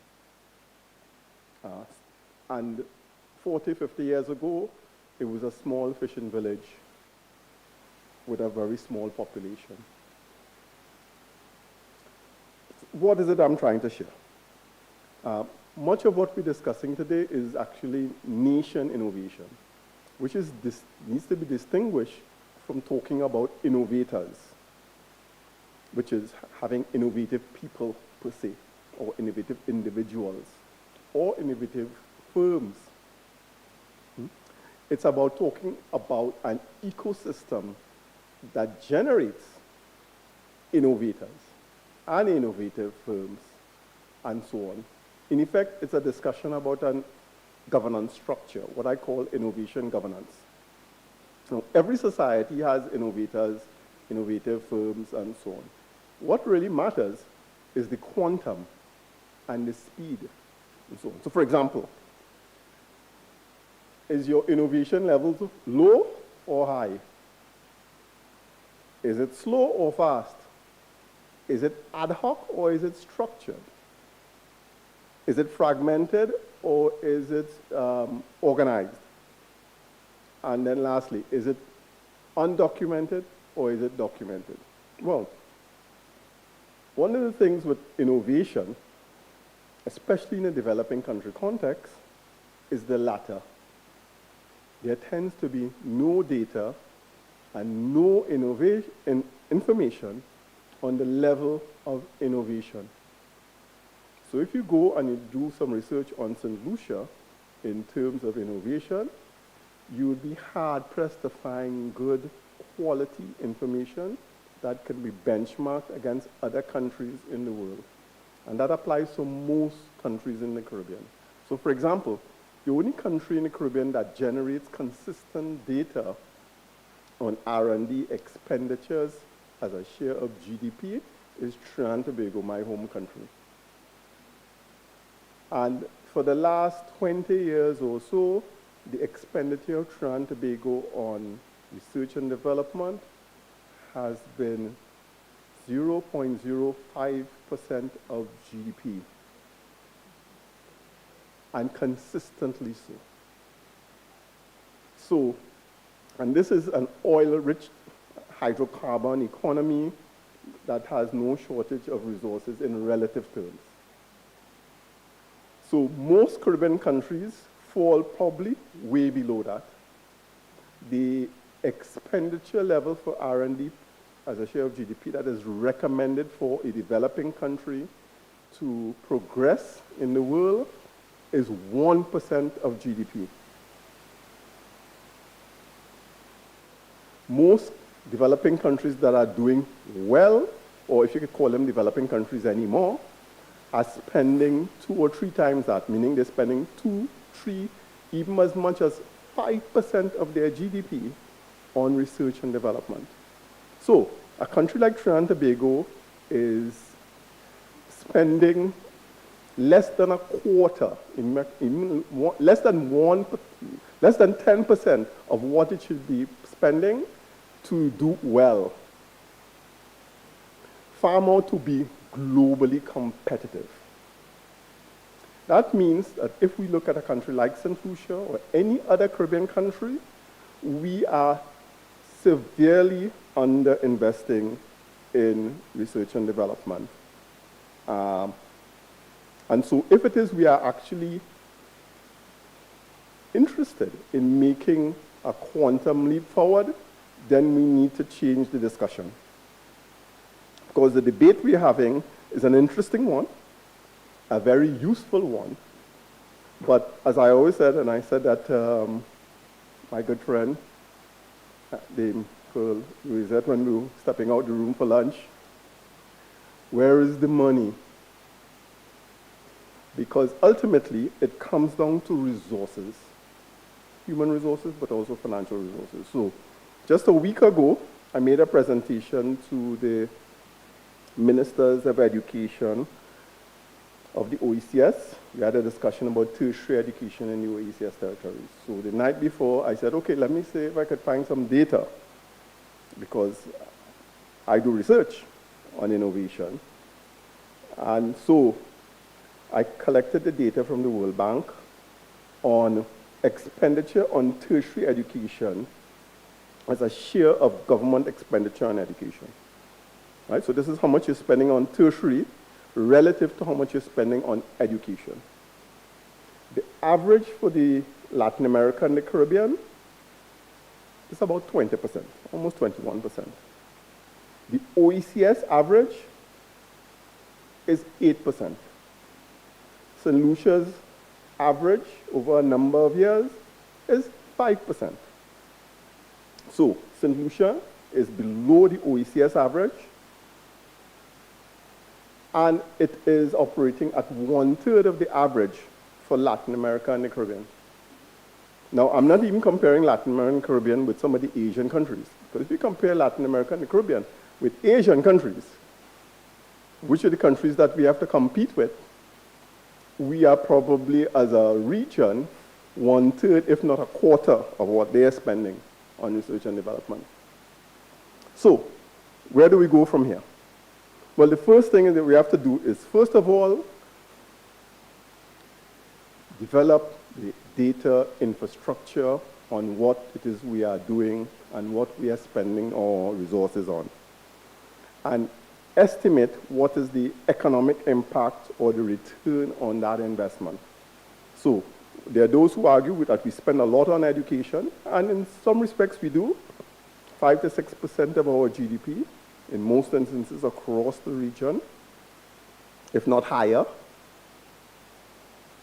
But several of our presenters, including my colleague, Dr. Felix, lamented the quality of our educational experience. Having 2 teenagers of my own, I can tell you that, yes, we are stifling innovation in our children, and we do it in a very systematic and a very systemic way. In fact, our education system is actually designed to do so, to snuff out the creativity and innovation in our children, because children are supposed to be quiet, well-behaved, and so on. And there's a gender dimension to it as well, particularly targeted at boys.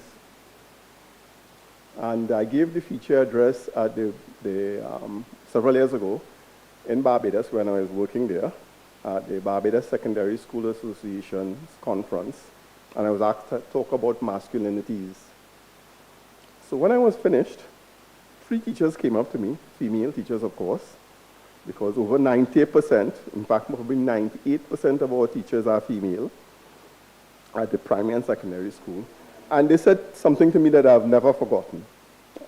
They said, you know, we treat boys like bad behaved girls because they don't sit still. They come into the classroom very sweaty very often, and the list goes on and on and on and on and on. So our school systems are actually designed to temper all of that. And so the result that we get are really people who cannot think out of the box. Those who are able to get out of the box are the people that we've seen on the screens all day long. They are the exception to the rule. But it is these exceptions that prove the rule, which is that institutionally we are starving ourselves of innovation. So I will let's end now to say that at the college, we have an uphill task as well, which is that if you compare the St. Louis Community College with some of its comparators, even competitors, our share of PhD staff, people who have actually been trained to do research at a higher level, is low. It's at 8%. At the University of Guyana, it's 16% of their staff have PhDs. And at UWI, where I used to work, 80% of their staff have PhDs. And so the quantum leap that is required to move to become an innovation nation is very significant. And the resources that are required to make that leap need to be prepared and organized in a very structured, organized way. There's a way to do it, and I think we have the capabilities, but we have to be clear by setting benchmarks, targets, with all the required metrics.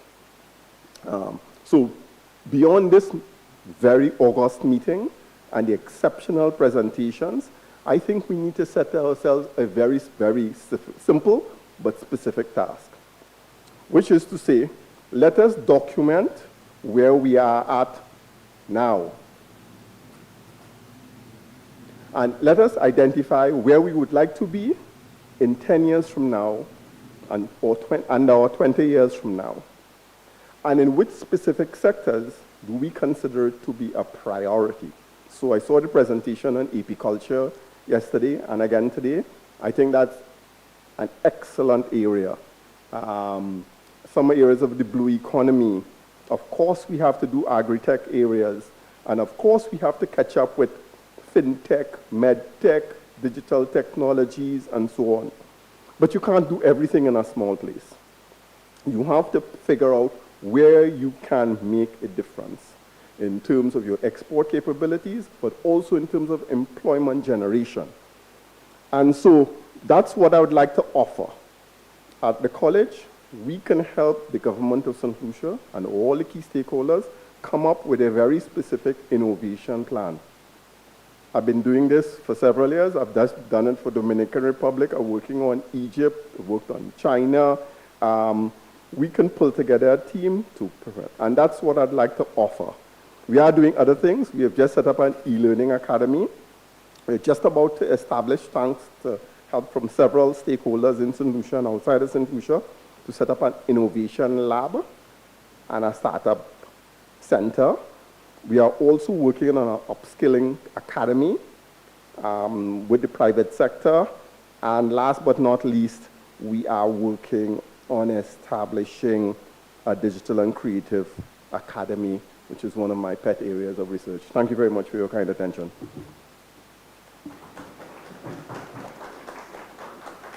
I would just like to advise the remaining speakers, while we do want to hear everything and everything that you say, we do have a time limit to be here. So please make your presentations to time. Thank you, Madam Chair. From Dr. Nurse, where is the money? Where is the data? Let me call on now Mr. Norani Aziz. Is he with us? Norani Aziz? Okay, he's not here with us via Zoom, but we will move on to our next speaker, Mr. Jabade Delis, student from Sir Arthur Lewis Community College via Zoom. Are you there, Mr. Delis? Yes.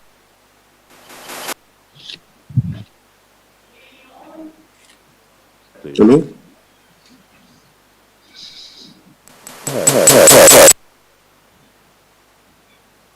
Hello, sir. Are you in?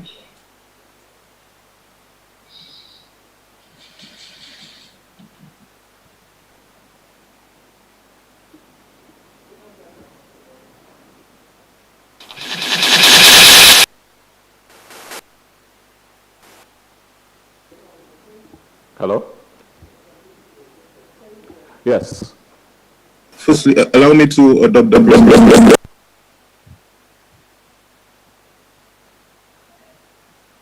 Allow me to adopt the protocol which has already been established. Good day. I am Jibade Olushola Dilis, second year student of Sir Arthur Lewis Community College. Currently pursuing an associate degree in environmental science. Firstly, I'd like to thank God and the Sir Arthur Lewis Community College for granting me this opportunity. Additionally, all the organizers of this prestigious event, I would like to say thank you for this opportunity. Today, I will just be sharing my views on how some ways in which I believe, as a young person, the family, the community, the state, and the education system can ignite the interest of the young people in research and development in their formative years and beyond. Okay. Firstly, I believe that greater sensitization on research and innovation must be done to increase the awareness amongst young people. If there are many ideas and many suggestions and solutions, however, if we as young people are not knowledgeable of, the benefits, the how to, we cannot efficiently endeavor into that field and be effective in that field. So I believe that that'll be my first suggestion. Secondly, I believe that the research and integration and innovation should be integrated through curriculum activities from very young, so that we young people could have an idea and awareness cultivated into us, So it will be easier for us to maneuver into those fields and to explore those options, especially as we grow and develop, in whichever field that we look towards. For example, the research and integration and innovation, could be implemented into games. So let's say the preschoolers, so they would have, young preschoolers, they could be introduced at school or preschools. So they could just be open. It would increase, they could be more aware of these, or that field, and it'd be easier. Let's look at the Reading Month initiative, which is very successful. It is common knowledge now that Reading Month it's an annual activity amongst young people. However, the main and most important factor that contributed to this common knowledge is that it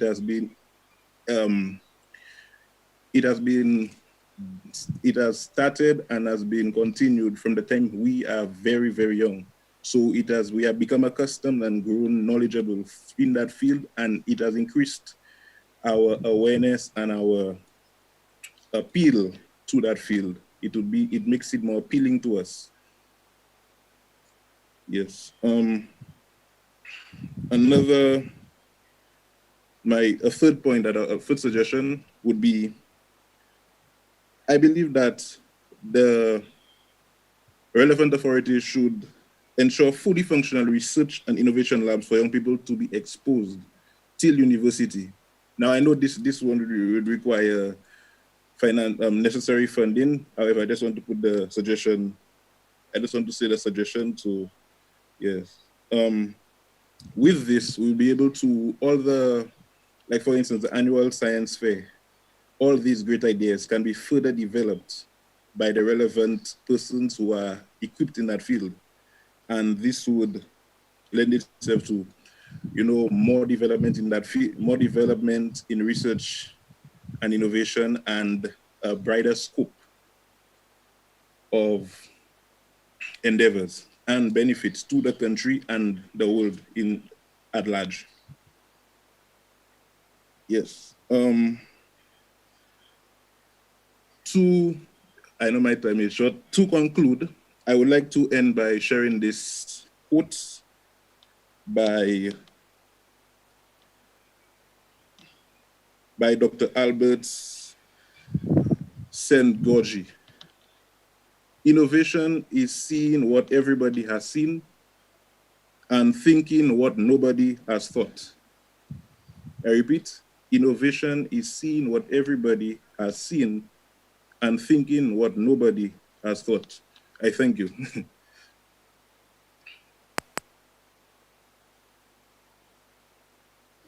Thank you, Mr. Delis. Our next speaker will be Dr. James Fletcher, and he will make his presentation on the title, Infusion of Innovation in Sustainable Development. I know that Dr. Fletcher is here. Let's go over to him right now.